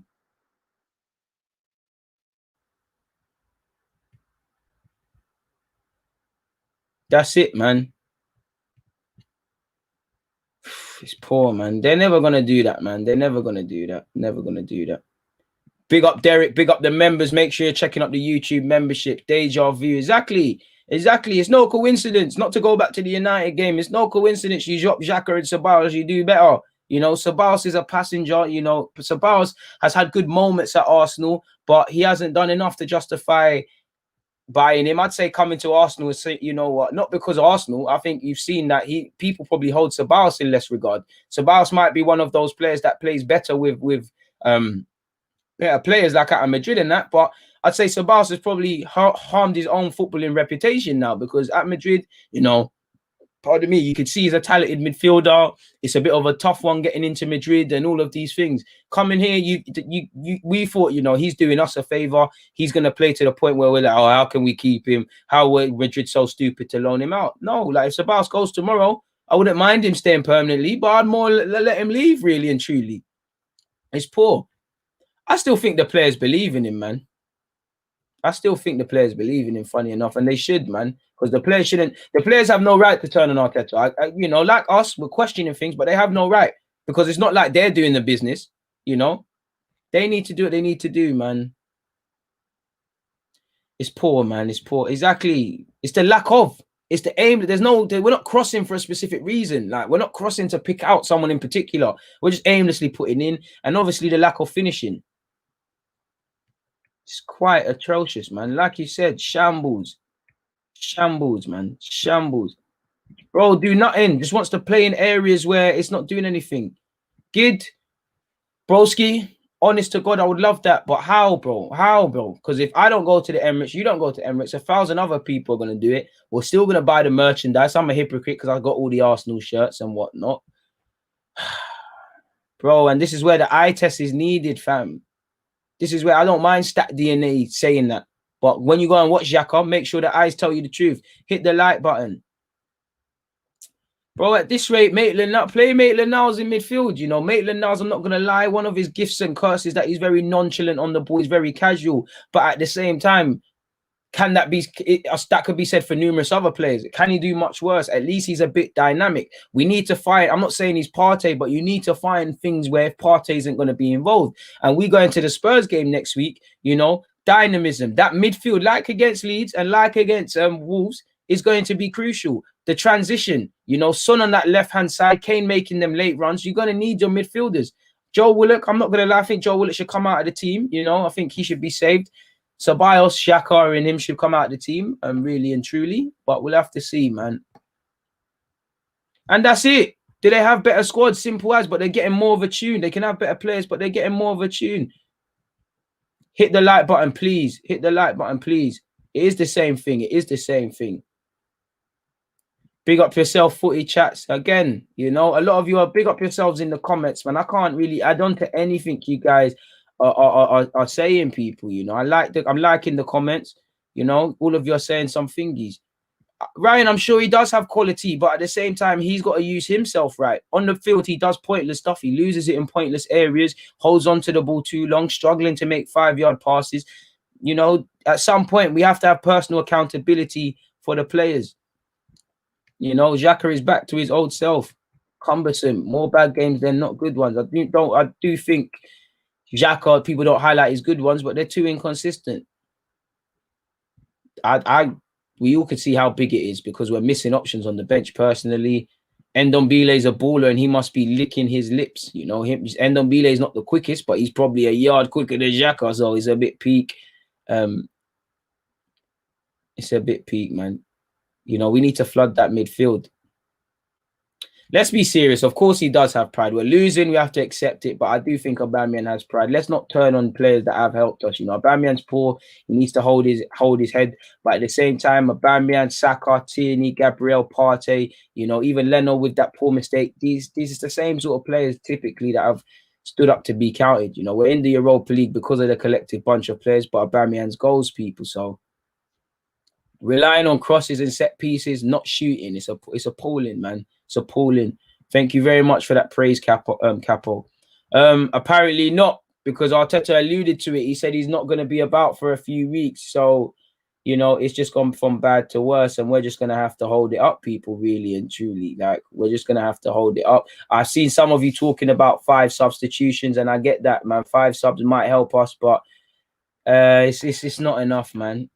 I don't think he's too nice to be captains. I don't think Aubameyang, listen, I'm not going to talk, but from what I've heard, Aubameyang's not afraid to open his mouth. Aubameyang is not the captain who's going to scream and shout and do the Jack the Lad stuff, but he does say things when it needs to be said. I'll give him that. And, you know, it is what it is. Partey's out till Jan. We knew he was out for 6 weeks. So that's Partey gone. You know, Partey's gone. The hamstring injury has been, or the thigh problem sustained has been a lot worse. And maybe, you know, actually Partey carrying on in that game, because remember he got subbed at half time. Maybe that was the worst thing that ever happened, people. Jimmy, I fully agree, man. Arteta, I've got a lot of time for him, but the waffle is what's annoying me, man. I don't think Partey came here for a check. I think Partey's genuinely baffled as to how poor they're playing, and he's unfortunate that he's injured. It's never, not that I want anyone to get injured, but why is it always the key ones, man? Is what it is. Bro, have we got aiming at established Prem players in January money? I hope we do. Bro, he should be shouting. I don't really care for shouting, you know. Like, you could be shouting as long as you're saying the right things is all that matters, you know. I don't really care for shouting. I think in today's day and age, too much is made of managers doing stuff like this. And what is the point of it half the time? I would love to speak to a couple of managers. I'm not saying Arteta, but I'd love to speak to them. I'm sure some managers doing it for the sake of doing it. It's like, look at me, I'm on camera. I got to look like I'm doing something messed. It's poor, man. Absolutely poor, man. Bro, he's been unlucky, but at the same time, you need to be adaptable. And at the same time, I wouldn't say it's unlucky because I don't think Arteta is giving his maximum. Would I give Arteta from things he can control a 10 out of 10? No, I'd give him a 4, 3 even. You know, I'm onto the players more than Arteta, but Arteta has to face the music, man. And, you know, his position can get really long. It's going to get real gazy because there's not going to be a leg for certain players, certain people to stand on, man. It's going to be poor. Please make sure you're hitting the like button, people. Please make sure you're hitting the like button. Please make sure you're hitting the like button. It does not cost a thing, people. Big up everybody in the live chat. I might do one this evening as well. I'm not too sure. I don't think there's anything actually to speak about. I should have done this later, but I thought, let me be here. Thanks a lot, my guy. It means a lot, man. It means a lot. Cup manager, cup team. And I can't disagree with this, you know. I'm not seeing any application. I'm seeing bare theories and bare talking and bare, we need to be on the front foot. We need to dominate games, 90 to 100 goals. But, man, I'm not seeing nothing on the football field. And that's what annoys fans the most. The talking is not being backed up. It's not. You know, Arteta, all he can do is move forward, innit? Like, the players need to just come together. The boys all need to come together and just fight for each other. Because the world's against you. You need to show fight. You need to show spirit. Like I said in the last couple of games, there's no time to feel sorry for yourselves. The world doesn't care. The world doesn't care. I have provided a tactical video about our last games. I'm not going to do another one of all 3, but I've done one on all 3. And the latest one will come out today. I need to edit it when I come off this live chat. People. Next manager, I don't know, man. I don't know, because we can't get the managers I want. I'm still going to back Arteta until it becomes clear that it's a crazy thing. Aye, moderators, why are you blocking live from Planet X's comments? Do not block live from Planet X's comments, moderators. I can verify for him. You know, he's a good guy. He doesn't do any of that waffling business, so do not do that. Thank you very much, Big Cell. I do try, man. I do try, and I appreciate you lot, man. There's 300 of you lot locked in. It's almost 11 o'clock. You know, you lot give me a bit of, it's just therapy, man. Not that I'm taking joy in knowing that everyone's going through a madness, but it is what it is. Same. I have to believe that. You know, maybe in training, if I see something, I'll be like, cool, I'm on to you. But I have to believe that because I'm not seeing anything. I'm not seeing anything. You know, attack is a form of defense, and we're being very reactive. I can't understand how Arteta being with Pep Guardiola, obviously Arsenal are not City, but we're very reactive. We're playing like a League One side in an FA Cup against the Premier League champions trying to get something. So it's crazy, man. Who would you want if you could get anyone? If I could get anyone, what available or just in an ideal world? If I could get any manager. Apologies, 1 sec. Obviously, he's taking the P, but I can't blame him. Arsenal are a joke. We can't be mad with people taking the P out of us. You know, what manager would you want, DG, if you could get anyone? If I could get anyone and they could be in a position, then for me, Jurgen Klopp's the man right now. You know, I think he's overtaken Pep Guardiola in the managerial thing. I think Klopp is the one. If it's being a bit more sensible, I would love Allegri. But again, people will talk about defensive football and stuff. The money is something that would probably mess it up. Would look at Southampton's manager, really. Would love Nagelsmann. I wouldn't want one of them sort of man there. Would consider Pochettino. at the take. I don't even want to keep doing up the manager thing, man. I don't even want to do up the manager thing anymore. People talking about the manager thing and all of this business, because we're going to be in the same things. As long as Kroenke owns this club, the manager isn't going to be given the finances, and we're not going to help him, because Arteta's workload should be managed. You know, who is there around Arteta to help him? We've got, you know, we need to move players on. There's just so much to do, and I don't see it moving right, man. Podence is a baller, very underrated. He was doing well at Olympiacos. Bear man could get in this team. I would take Podence. He's a baller. Still, I appreciate you guys, man. It's 5 in the morning. I appreciate that dedication, Ryan, man. I really appreciate that, man. I really appreciate that. Bro, what did we hear? We heard Arteta knows how to do this training thing. We're getting drones in the training ground and all of this, that, and the other. And I told you, like, the honeymoon period wears off. No, because they're two completely different types of players. If anyone was going to be more like Bruno Fernandes for Arsenal, it would probably be more Szoboszlai than Arawa. I do think Arteta is running out of things to say, undoubtedly. To be fair, Roy Hodgson, could he do much worse than what we're seeing? Let's not lie. Emre deserved to get sacked. Let's not cap. Let's not cap. I'm not going to beat Arteta with the Emre stick, because Arteta needs to pattern up. Emre was a calamity. So did I. I have a video on Pedro Neto 2 years ago. We'll speak about that game when we get to it. But it's a back five, man. You might as well just do up the back five thing, man. You can't go to Spurs with a back three with how we're playing. Big up yourself, 6 a.m. gang. Free in Midfield podcast. Make sure you're subscribed to the guys, man. They do a good job over there. Big up Kojo and Cahill with their stuff, man. Go and give them all a like and stuff. Kojo, I need you back on this as well soon, man. But I don't know how. Smash the like buttons, man. Boy, Arteta will have grey hairs at this point in here. I'll lose my hairline. I might get facial hair. I told you, like, I used to say the next time Arsenal are going to win the league, I'm going to have sideburns. The next time Arsenal get 3 points, I'm going to have sideburns, people. Fronting, man. Fronting. Because he used to call a spade a spade. Now he's not really doing that, man. Now, of course, he's going to admit that. He can, in theory, be sacked anytime soon. He weren't saying it like that. It is what it is.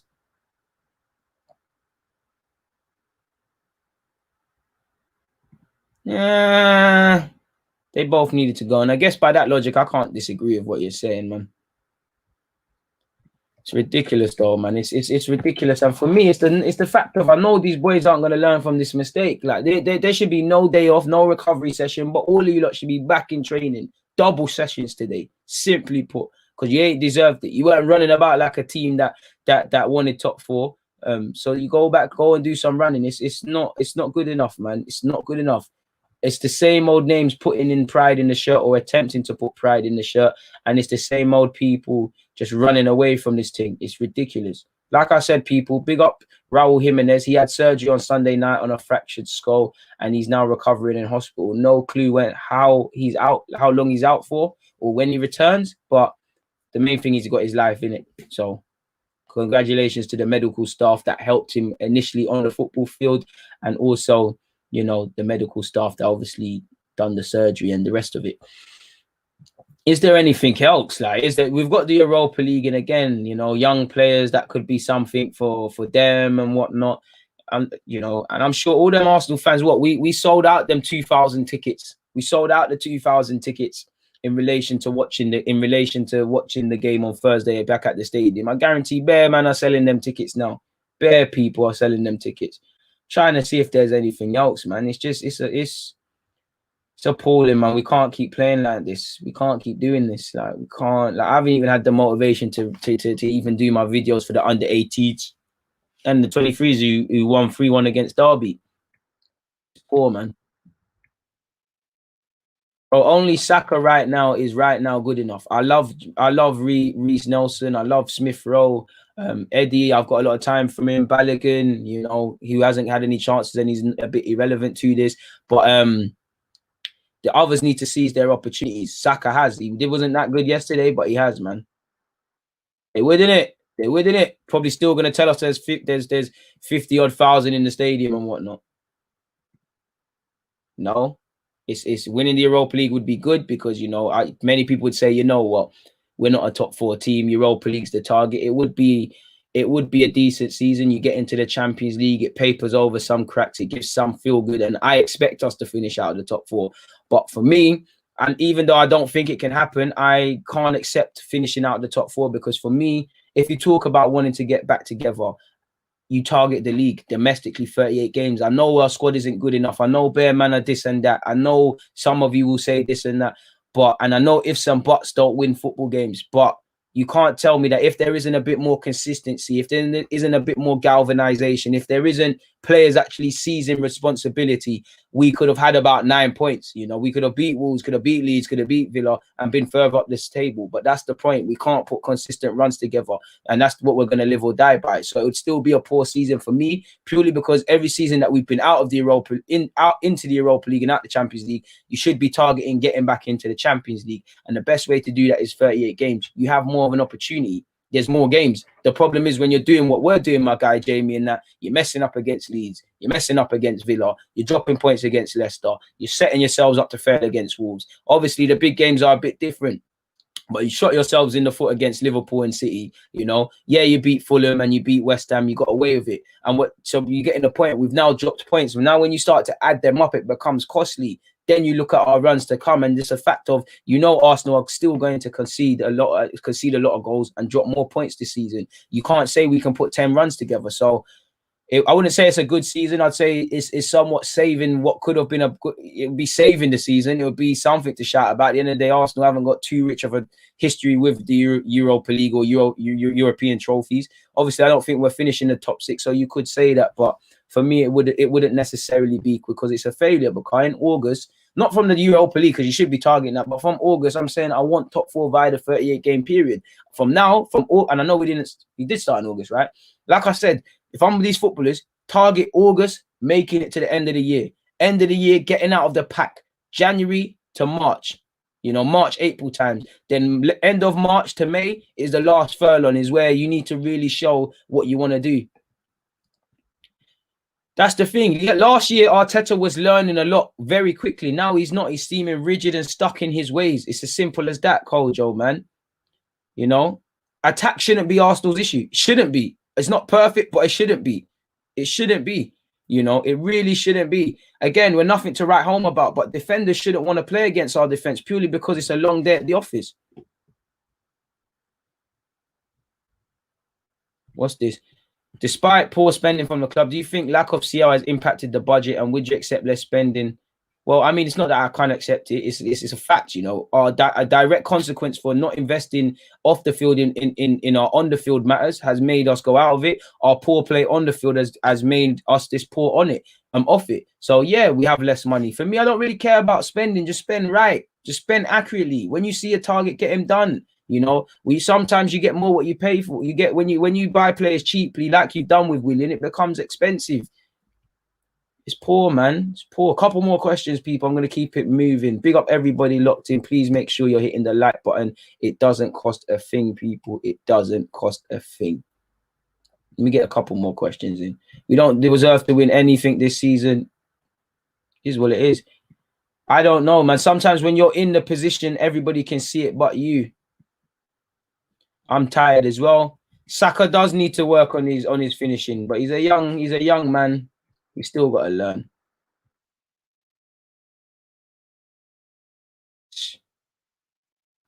Ryan, I don't know what to say, bro. You took it. You said it, man. You said it, fam. You said it. That's it. And it's about dropping points. You know, I'm not even looking at the other teams and stuff. It's about us. We're our own worst enemies, man. We never complete teams. We love unfinished projects. You know, players don't stand up to be counted consistently. Managers' chat is not backed up with what they're doing on the field. It's poor, man. Big up Josh for the super chat. It means a lot. 40 mil on Jacko, 26 on Mustafi's. Mustafi isn't really relevant to that game last night, but it highlights the mismanagement. It's coming, my guy. It's coming. Soon land. Trust me, soon land. Make sure you're all subscribed on Twitch. It's soon landing, people. Not as late as last time, but still sending love from Melbourne again. DG, big up yourself, Alex. It means a lot, man.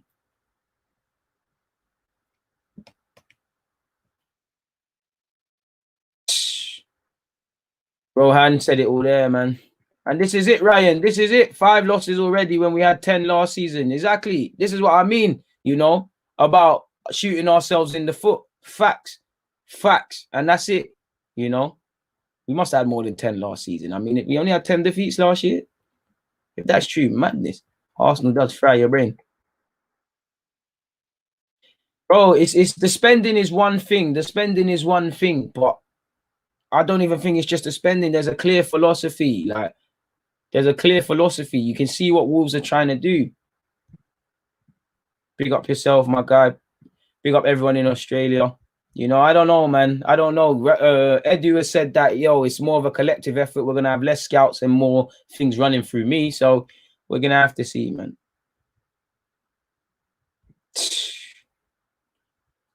I'm not stressed. It's just frustrating, man. I'm well aware that Arsenal is a poor football club, will not get back to winning ways. It's just, for me, it's just jarring, man. He does, but who is going to go in there? Lacazette? Eddie?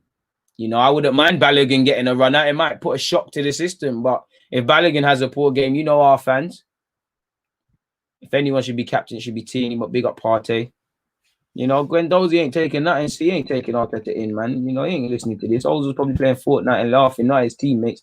But this, like I said, Jaden, serial offenders, repeat offenders in this regards, man. It is true, man. But I think at the point, I'm not gonna lie, my guy. I agree, Derek, but I would still keep playing him. I'd still keep playing him. For me personally, I wouldn't drop him, man. The only one I would change it for is Balogun, purely because it's a shock to the system. Balogun might struggle, he might not, but it's a shock to the system. If I'm a manager, if I'm Aubameyang, the captain, or if I'm Eddie, I'm hoping, or Lacazette, I'm hoping for a shock to the system. And I'm hoping with players like Balogun, with Nelson to a degree, even Joe in the second half, they might not be the best and whatnot, but at least you're seeing a bit of desire, a bit of hunger.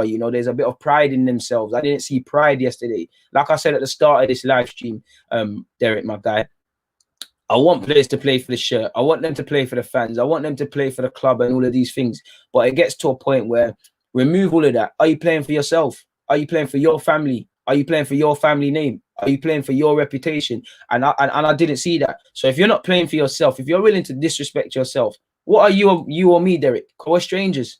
They're gonna do that. They don't know us from nowhere. Because for me, you should be going on that field and repaying your manager, repaying your mother, and everybody that helped you get to this stage. They're not doing that. So what are they gonna do? They don't know us from nowhere, Derek. They ain't gonna do that. These men are a disgrace.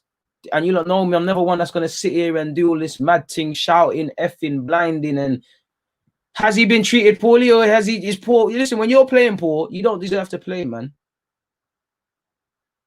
I would love Edouard, but I think it's unrealistic to sell Lacazette in January. Bro, I don't expect anything. I'll bite your hand off to finish 8th now, like last season. Who knows? Just above the relegation zone, maybe rock bottom 14th if you play like this.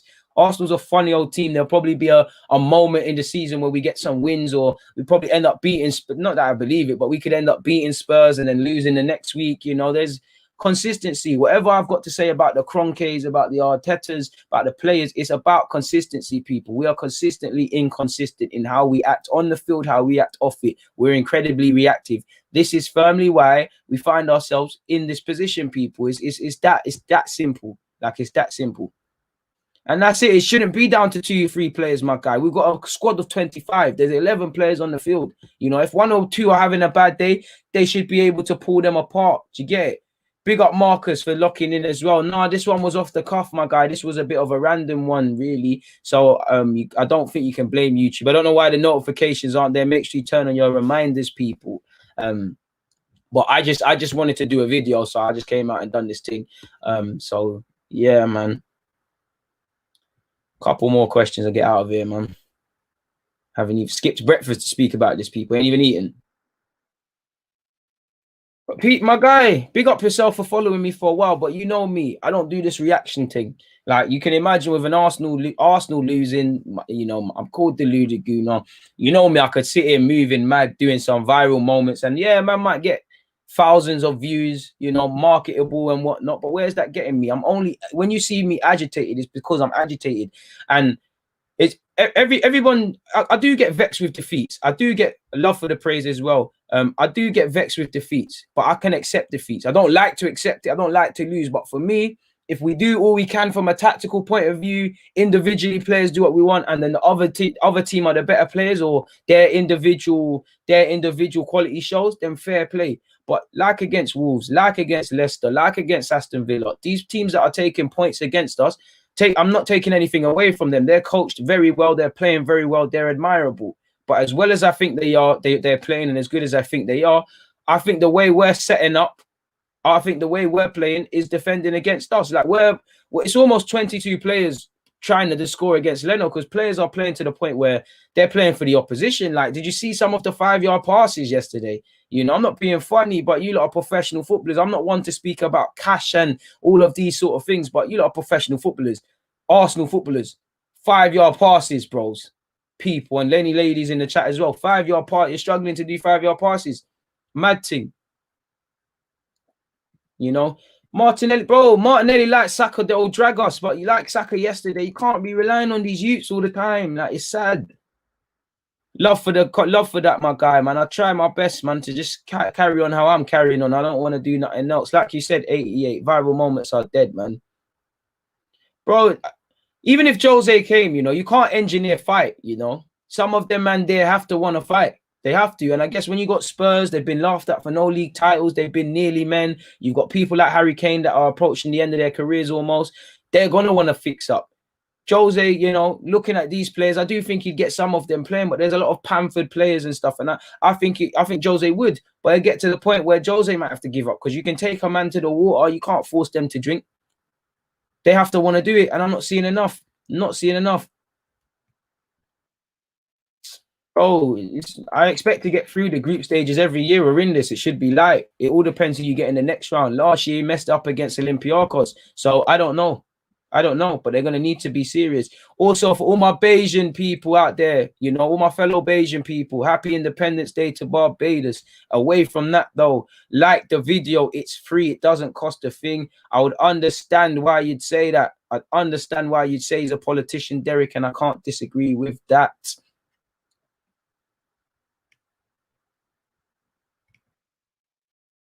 Don't have the bottle at all. Where do we go from here? All we can do is focus on Spurs and putting in a good performance. That's all you can do. You can't do anything, because nothing's going to change. I'm going to be sitting here on the same live stream telling you lot to come and watch me and like the button, hit the like button, saying the same old thing. The same old things, people, and it's dead. It's dead. It's boring. Like I said, I feel sorry for you guys, because I'm sitting here and it genuinely feels like I'm saying the same things game in, game out, you know? If you obviously didn't see the fact that I've changed my shirt and I had a haircut at the time and it's growing back, everything I've kind of said across this live stream, or my comments off the back of the game last night, is it any different from Leicester?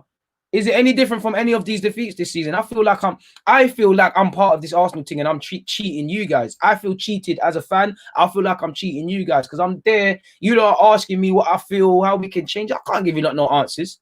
It's poor, man. Big up people for the super chat. Big up your fiver, Dylan. It means a lot. I'm scared for Spurs next week. DG might get embarrassed down there. Spurs should be licking their lips like lambs to the slaughter, you know, moving like when you see a thick figure 8 rounding walking through the strip, you know, and everyone's eyes are just preying like, who's that? That's how Spurs should be looking at us. Kane should be looking to write us out. Kane should be looking to kill us, you know. It wouldn't surprise me if Gareth Bale, who's still working his way from fitness, doesn't what I would do commence the start of his second spell at Spurs with a goal. They should be laughing, you know. And whatever happens, if Spurs don't win, like Leeds, they should be kicking themselves of dropping points against Arsenal, because we're at the point now everybody fancies Arsenal.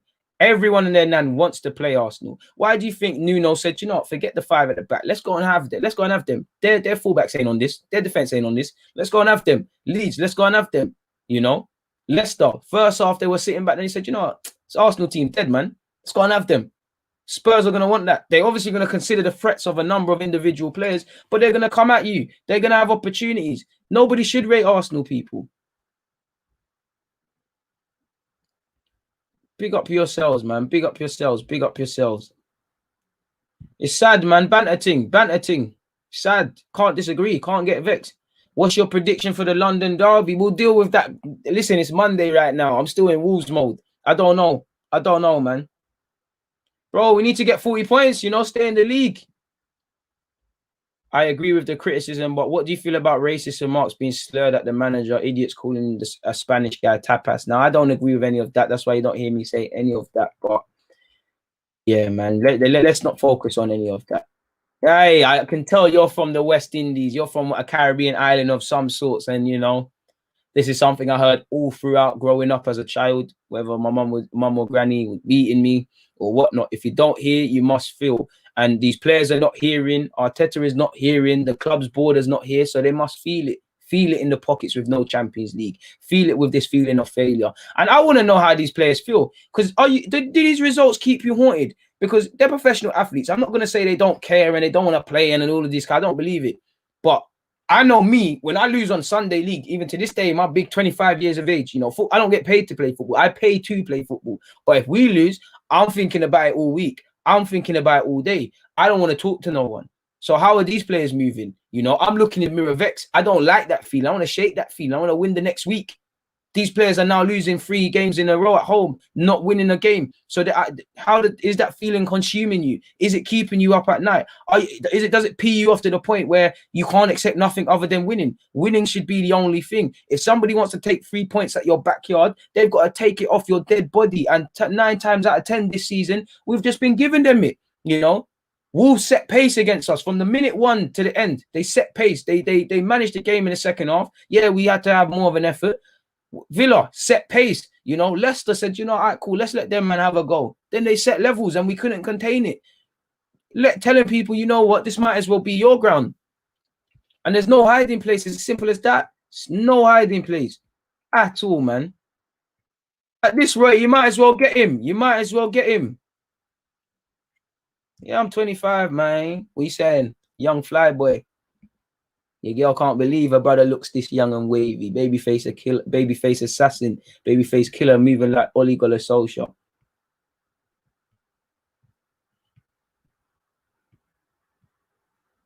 I see you must have got your ass beat as well. Oh man, if you don't laugh, you're gonna cry, people. If you don't laugh, you're gonna cry. Big up you lot, man. You lot are giving me something. Big up everyone in the comments, man. Easy dinner, easy dinner. Easy dinner, man. Easy dinner. These Arsenal players, I wouldn't want to be on a night out with them, man. I can't lie to you. I always back my team, but these players don't back themselves, man. People curl into a... So like I said in my video last night, certain players won't fight. Certain players can't fight. Some players don't even know how to fight or what the hell is going on, you know. I can imagine that dressing room has to be fractured to a degree. Fingers have to start getting pointed. You have to have it out with your teammates because this keeps happening. And I don't think they're all doing enough to want to win. Because you wouldn't keep playing like this. The manager, as poor as Arteta's been, the manager can only tell you so much, man. You know, they're not having self-respect for themselves. So how can they have respect for those that work at the club or for us off the field? They're not respecting themselves. Come on, man. It's poor, man. Absolutely poor. Stuttered where? I am human, man. I'm allowed to stutter loudly, man. Soft, bro. Soft.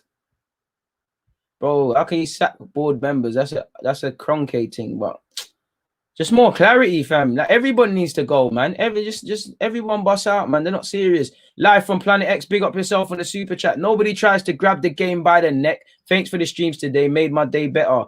Trying the thing, man. Trying the thing. Just to know I've given someone something. Fair play, man. Cause I ain't got shit. It's poor, man.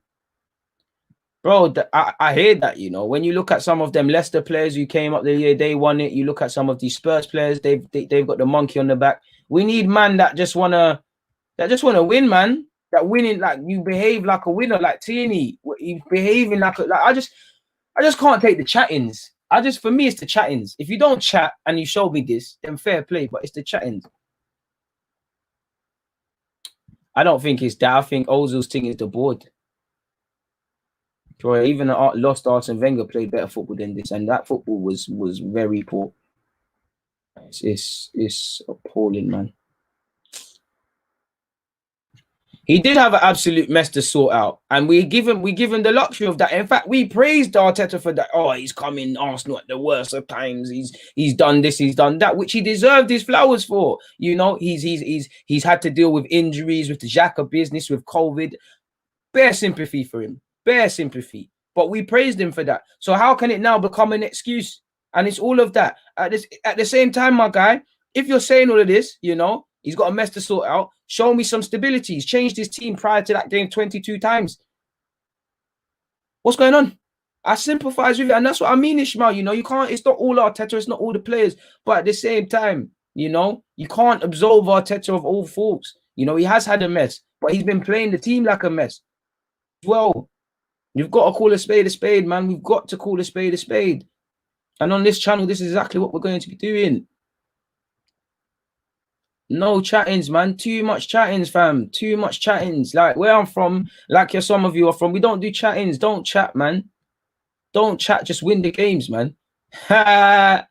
He's saying Ross in that 3-5 down, my G. Swings out my way. I got a brand. I don't know about none of that stuff, did it? I mean, if someone got the flavors, though, you know what I'm saying? Make something happen. It's a bit, bro. It's just a lie, man. It's just a lie, bro. It's just a lie. Bro, Ozil's a myth because you can't, at least for another month, Ozil's irrelevant. You can't do anything, you know? Can't. At best, it's Smith Rowe, it's Willian. These sort of things. You haven't. At least Emre was on rubbing out Ozil, but he gave himself the luxury of being able to utilize him. At least, I'm not saying Emre's cynical, but at least if we went with 4 at the back now and he played Ozil and Ozil was part of this woeful thing, man can say, all right, cool, you know, thrown him out. There's still no creativity. Man, fans are always going to talk about Ozil because there's no creativity. No creative man was put on, and we're struggling.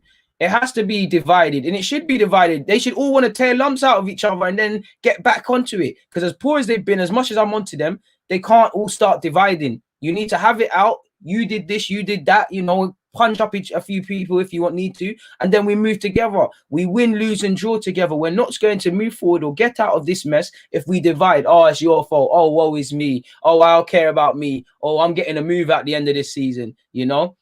This is it. No chattings, man. No chattings. Just go out there and do what you need to do. No chattings, you know? Like you said, no chattings. These lot don't come from that reality, so they just do chattings, just talking. And it annoys me as a fan. Like, just allow the chat. You don't chat, I can't blame you for nothing. Really can't get at you for anything. Well, it is what it is in that regards, man. It is what it is in that regards, man. Probably, I think it's a bit different because I think they all want Ozil to play and they're all in support of him. But I think it's a bit different in that, like, I think they support Arteta, so they're sort of sitting this one out. I think with Emre, they weren't as aligned to him and they were turning on him anyways because it was the same parallels. We were lacking creativity. There was no Ozil, so I think they turned on him very quickly. But you know, these players need to pattern up, man. You know, Rion is saying he needs to go. You know, what are you lot saying? Are you lot giving Arteta more time or are you lot clipping him now? Bro, Ozil can only stay to the end of the season. His contract's done. And, you know, I don't think Arteta's going to get sacked. But you never know, man. Positions can change, man. But Bailey's even being nice, man. Bro, I don't even care about the P's. I'm not one to talk about the P's and all of these things with footballers. I just look at it as you know, respect yourself. Respect yourself. Are you really training all week? All heap of Sky Camera and Ben Sports and different broadcasters. Are you really doing all of that? Are you really doing all of that and being broadcasters across the world, just getting smacked up? Everybody knows you're a joke. Everybody comes to laugh at you. Ha! Hey, bro, trust me. Our team come like a glass cup in Nando's, bottomless. Exactly. No minerals. No minerals. Oh, man. I don't think we are, but boy, we might be. Can't agree with that. I mean, can't disagree with that, you know. Whether I believe in Arteta or not, you can't disagree, man. Big up yourselves, people. Please make sure you're hitting the like button. So he needs more time. He needs more time. Marcus is saying clip him around the ears. You know, he's got to go. Nobody's right or wrong. You know, if you this is what I hate about fans, yeah. You're not allowed to be honest, you know. Arteta is giving fans every reason not to be confident right now. You know, you are allowed to not be confident. You can call it as you see it. If Arteta goes and does the business, then you can turn around and say, yo, I was wrong. Or, you know, if I believe in Arteta now and he turns around, he says, and he looks like he's not the guy, you're allowed to do that. Why is it now that man have to sit in a role in a certain situation where you say trust the process when you can't see a process? You can believe in Arteta, but that trust the process, where is it? What am I being shown on the field? What am I being shown off it? You know, if you want to turn on Arteta, I get it. You're allowed to say a man can leave the club as long as you're providing balance and you're not just bashing a man. You know, you can't. Arteta and the boys are proving a way that they're looking like it's not another way. When it was last year, you know, it looked like Arteta's the man. This year, it's not. You can only comment on what you see. As long as you're providing balance, as long as you're open to a change in your opinion, you can't be wrong. Like for me, I back Arsenal Football Club. Right now, I'm not prepared to sack Arteta. I'm prepared to see if the situation gets better. But if it doesn't, clip man, you know, I want him to get it right. I'd rather keep him than sell it than let him go because I want to be a bit stubborn in that regards and don't want to become this yo-yo sort of thing. But if the position becomes evident where he needs to go even more now, then he needs to go in it. I'm not going to sit here and back man for no reason. I'm not going to bash man for no reason. I'm going to praise and critique fairly. I support Arsenal Football Club. I don't care who, you know, about all this wishy-washy stuff because Arteta's been here. He will go. Players are going to come and go. My club is going to be here until the day I die, and it will be here after that. I care about my football club. I don't care about nothing else. So I'll praise and critique fairly. So please do not be afraid to say you want Arteta to go, and then in the future you're allowed to change your opinion. It's like in football. The one opinion you had in 07, it's got to stay the same. It don't make no sense. Big up yourself, Kirat, for the super chat. You said time to stop the micromanagement. At this point, I tell the players just go and express themselves. Can't be worse. They need confidence. You know, bit of the Arsene Wenger thing. The way we're playing, can't disagree with what the hell you're saying, man. Facts. No point clipping him, you know, no point getting rid of him, you know. You know, Bellerin isn't getting, I'm not going to bring up that comment, but, you know, the badge is too heavy for Arteta, you know, Sias isn't here for any of it, you know. And this is a good point. I do think Arteta, as poor as these players are, he engineers his own problem, you know. And boy, you know, I just want to see steps. I don't want to go back for the sake of it. Arteta was showing me building blocks. This year he's not showing me building blocks. And I'm not trying to go back for the sake of going back. I don't think there's any more backwards Arsenal need to go back. We can evidently see how poor this team is. Need to move forward. Same. That's all we need to do. Prove people wrong. That's it. You know? Interesting points, man. Big up everybody. Please make sure you're hitting the like button, people. Please make sure you're hitting the like button. Some very interesting comments from everybody involved, people. Bro, I swear these training videos you see are just for YouTube because you don't see what they do in training in the real match. Fact, you know, Deron is saying he needs to go. You know, Alex is saying we've got no minerals. No minerals, man. They need to, hey, bro, some of these players just need to drink some strong man juice, man. Some strong back or something because these lot are not serious, man. They'll eat some hard food, man. They're not serious. They don't. And for me, it's the same. It's all the things I've said and you lot have said about us playing poor and whatnot, they're all valid. But for me, I think a part of it is also, how do I make it make sense? It's like when we played last, not that we're going for the league titles, but it's like we've seen Liverpool, seen Chelsea, seen City, seen United, seen everyone play, more or less. I know there's people playing today, but you've seen everybody play. So you kind of know where you're going to be if you win or lose or draw. And it's like going into the game, it's like we choke. Because you must be looking at your phone at that result of the results. Because I do it in Sunday League. Oh, Oak would have won this, that, this, and that. They took 6 points off us. We need to go and win this game straight away. There's no ramping. Do you get it? So they must, man. I don't think so. I don't think so. I just don't think there's no plans towards attacking. Because we don't set pace from the start. We sit back. We are poor for many reasons we've spoken about. And the atmosphere at the Emirates isn't exactly the best. And it's only heightened when, obviously heightened more because there's a lack of fans. Let's be honest, you know, the Highbury wasn't exactly the loudest, but the Emirates, you know, I've done chants and seen people looking at me like I'm funny and I've seen it happen to other people. So it's a mixture of reasons. And it's because the team, forget everything else. If the team set the levels, other teams will respect you. You know? Why did you see Pedro Neto, Adama, pedants. They all wanted the ball. Why would they all want the ball? Because they knew, yeah, we're playing at the Emirates. It's the carpet. I'm having so much time and space. Same as Grealish, same as Barkley. Where, you know, if they're 2v1 against, if they're clamped, you know, if there's no joy, if our team's setting levels and the minute they try and dribble, we're taking it off them and counter-attacking, they're going to think, boy, it's not one of them games. So they're going to try and distribute the ball quicker. Everybody was taking extra touches. Against Liverpool, you'll see players get in and out their feet more, you know. That's why we need to set the levels. How many of you have played Sunday League? When you're aggressive, when you start from the front foot, the other team isn't on it. You have to earn the right to play. And we didn't earn the right to play yesterday. Simple as, simply put. There's nothing more I can add, man. Difficult one, my guy. Difficult one. It depends on the manner. It depends on the manner.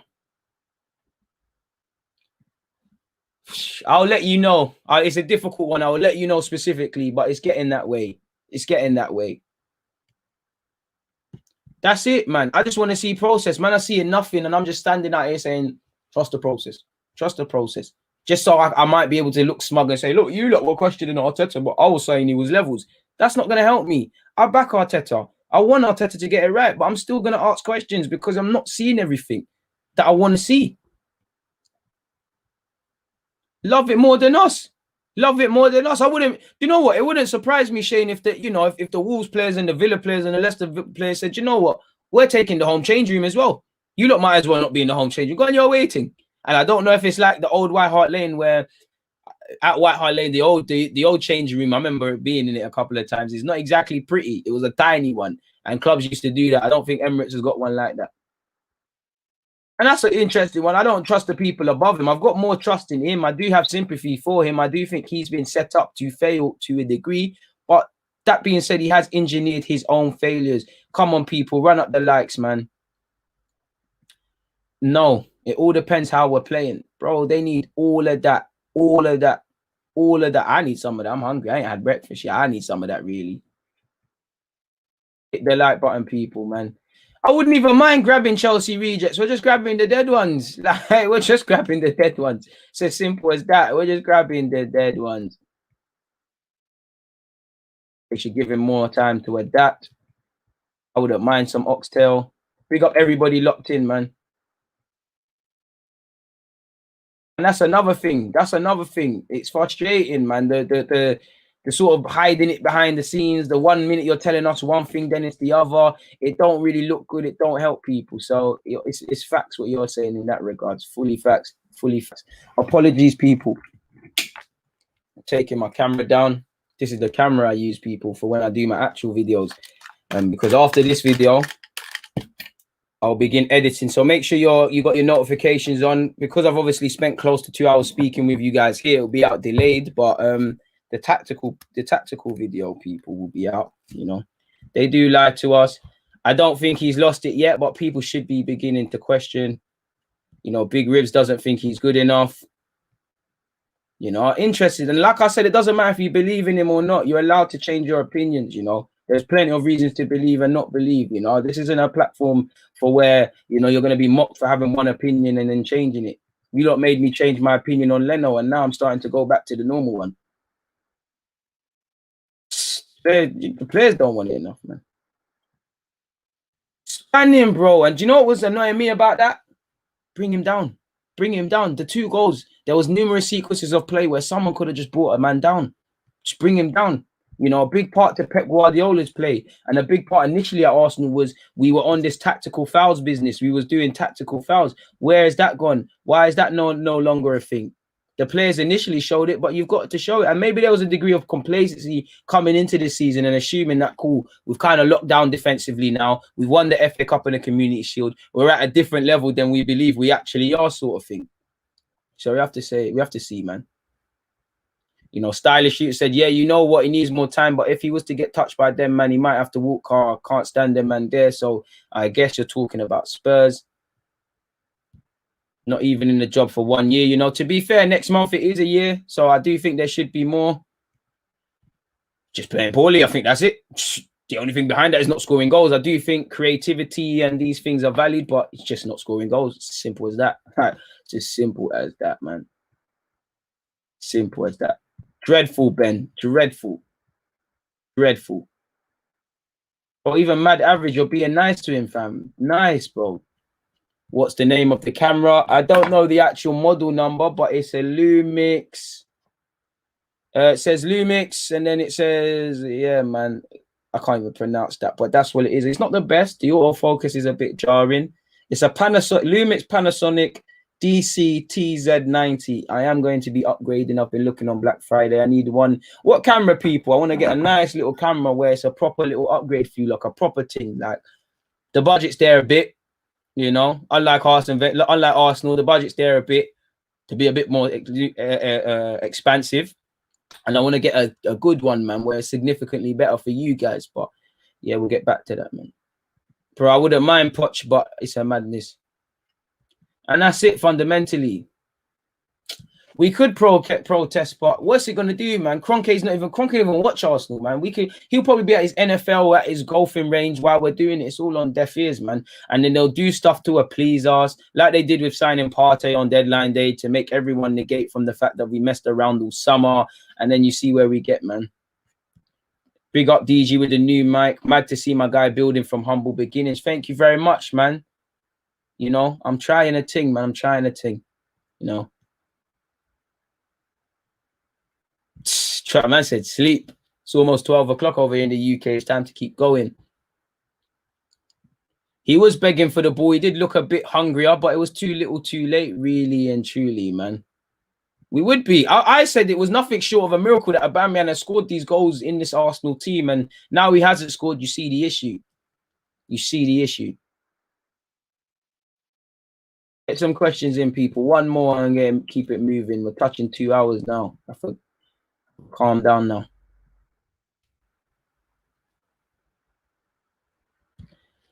To be fair, paying installments might not be the wrong thing, but I won't pay in installments. We've got a bit, you know, I just want to bring, on a serious note, have a better product for you guys, man. I want to get a better camera, man. Come on, man.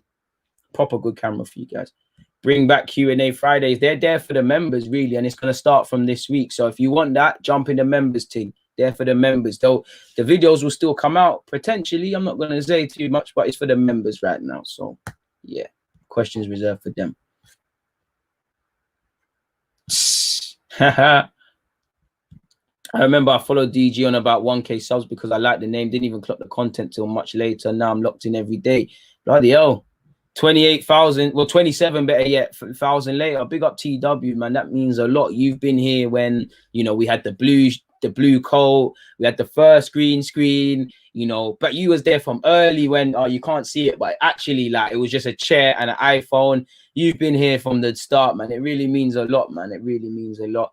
What are the next steps going forward? First and foremost, stop feeling sorry for yourselves. As in Arsenal players, stop feeling sorry for yourselves. You've lost these games. The world's against you. Stand up to be counted now. You know, stop feeling sorry for yourselves. Actually have some accountability in your performance. Forgive yourself for these poor results now and just keep it moving. Go again. You know, that's all they can do. That's all they can do. And actually try and put runs of form together. And actually, you know, weed out your weak teammates. You know, whoever isn't down for the cause, get out. Because that's what you need to do. The games aren't coming any easier. They haven't been easier. You know, you've given yourself a lot to go. But I'd say stop feeling sorry for yourselves. A lot of it is to do with mentality. Tactically, it's a lot, but I'd say mentality. Come on, man. You remember the lunch break videos. Come on, bare people. Hey, Marcus remembers the scars. We've come a long way. What camera is that? I'm going to screenshot that because I don't know what camera that is, but I'm going to do my research. Bro, he's a Beyblade, man. Beyblade, fam. Bellerin's a chatter, man. Bellerin's a social activist now, man. Them times there. Big up Bellerin. I actually like Bellerin as well. I really like that Bellerin's not afraid to be himself. With the modern day footballer, I do think he is scapegoated, but he's too hot and cold. And I'm sure many fans gave Bellerin the luxury of, okay, cool, one full season under Arteta. Well, that was for me, anyways. One full season under Arteta. I'll give you that. If you don't show me nothing past that, then we have to look at what you're doing and what you're not bringing to the table. But we're still talking about him like he's 25. Like he's 18. He's 25 now, man. You know, apparently there was bids from Barca once upon a time and PSG. How he hasn't been sold, I don't know. How you haven't found a competent right back, I don't know. Cedric Suarez and Maitland-Niles are the ones I'm looking at to play against Spurs. I do think Arteta, sadly, is going to retain faith in a lot of these underperforming players, and they're going to cost him his job. Come on, the throwback vids. Come on, come on. You know, a lot of you have been here from the jump, man. It's ridiculous. I can't blame you if you don't want to. I'm still going to watch it, but, you know. And I guess that is a question. I don't think it's the case, but I guess that is something you have to answer. Big up the lunchtime vids. Bro, he's out for 6 weeks. Myth now. Myth. Big myth. Big myth. So he's missing Chelsea on Boxing Day. Big myth. Bro, Reece James, Lamperty, James Justin. I know he's in the Championship and I think he's overrated at times, but Max Aarons, you know, Maitland-Niles, Wan-Bissaka, Reece James already has been said. I think even Nico Williams a bit rubby, but he's pushing it. There's quite a few, man. Joe Willock's a duck out of water, man. He's a squad player at best. We do need if it's not going to be Gabriel, then you need to bring in a short-term centre-half. Wholeheartedly agree. I would like to get a right back in January or the summer. Like I said, with Bellerin, we need to pattern up, man. Bro, too many bums in the team on big contracts, man. But is it, though? Because he looked like he wanted to bust out. He wanted to keep it moving, and we've kept him at Wolves. I mean, from going to Wolves. And for some reason, he's not playing. So that don't make no... Not that I'm saying that don't make no sense, but that would be stupid. You know, that the players would be stupid. Because at the end of the day, Ozil's only one man. It don't make sense to be doing all of that. It'll be doing way too much. Bro, I hear that, man. I agree with you. I don't even think we need a world-class centre-half. I would love one. We just need competent centre-half. Can you defend? Can you defend consistently? Can you win headers in the air? Can you mark? That's what we need. Anything else is a bonus. Same goes for fullback. Big up yourself for being a Leeds fan and checking in, man. And big up yourselves for the game when we played, man. I can blame him. Because 1v1 is quite poor. At times, he isn't supported, you know, but it doesn't, you know, man, because when it started, at the start of the season, when he was getting assists, he was calm. But we got to keep it true, man. You know, I do think Bellerin at times is scapegoat. I do think at times Bellerin is scapegoat. There's been times we've lost and Bellerin's done all right, and man are just screaming Bellerin's name. Like, I am allowed to believe that. I'm also allowed to believe that I like Bellerin, but I don't think he's showing that he's good enough. And I think we need to look at right back. I love it. I keep it in there. I love it. I'm really gonna keep it moving in a bit, man. It's just you lot are great, man. I'm American. Do you rate Tyler Adams? Would he be good at Arsenal? I wouldn't mind him. Still waiting on a bit more. I know he's got a good engine and he's a decent passer, but it's a madness, really. Bro, my biggest problem with Kroenke is that he owns this football club, and I see it being a family heirloom. Like, it's just going to be passed on to Josh. And I hear a lot of things about Josh cares. Bro, if you cared, this thing wouldn't be happening, man. Bro, forget all of that, man. Forget all of that. Like, he's 1v1. Are you good enough? Going forward, are you doing good enough? You know, anytime Bellerin plays against a tricky customer, he's got slaughtered against Leeds. He's been slaughtered last game. He got slaughtered against Villa. I'm sure I'm missing out one. You know, Bellerin is not of the standard you'd expect a 25-year-old who's been playing in the Premier League since 18. As much as I like Bellerin and I admire him as a person and a footballer, is what it is. Brother. And that's the thing. Some man gets scared. Like even Jacko. Jacko's not scapegoat from yesterday. He was poor, but you know, you don't know the thing. There are players where historically we've lost at Arsenal and it's all their fault. To be fair, Bellerin's up there for assists in our team, which kind of makes me want to laugh and cry at the same time, man. You know, you're allowed to think like that. And to be fair, Arteta hasn't said anything or done anything for you lot to believe otherwise, sort of thing. To be fair, he recovered in that game, though, against Douglas Costa. He recovered still. Oh, no, yeah, they've got a United fan running bants there. Can't blame him. Can't blame him, man. Because this is what the players do. They set themselves up. And for the players, why I think you'd want to fix up. Because you know if you lose, you can't watch Match of the Day. You know Sky Sports are going to get onto you. You know you've played poor. Why do they keep accepting this? Bro, the Kroenke needs to go for me, first and foremost. But there isn't much more to say. On that note, I'm going to keep it moving for true people. I've been here for 2 hours, 7 minutes. I'm going to keep it moving, people. I'm really going to keep it moving for sure. I'll be back on Curtis Shaw TV, Curtis Shaw from 2 p.m. I might do another live stream, people. If I do another live stream, I'm going to need topics to speak about. So please comment on this video and whatnot, what I should speak about. On that note, though, I'm just going to get out of here. There's nothing more to say, man. Big up yourself, Marcus. Big up all the moderators. Big up everyone who stayed consistent. Big up the 300 people in here. Please stay safe, people. I definitely didn't watch match of the day. As a Liverpool fan, I like Klopp.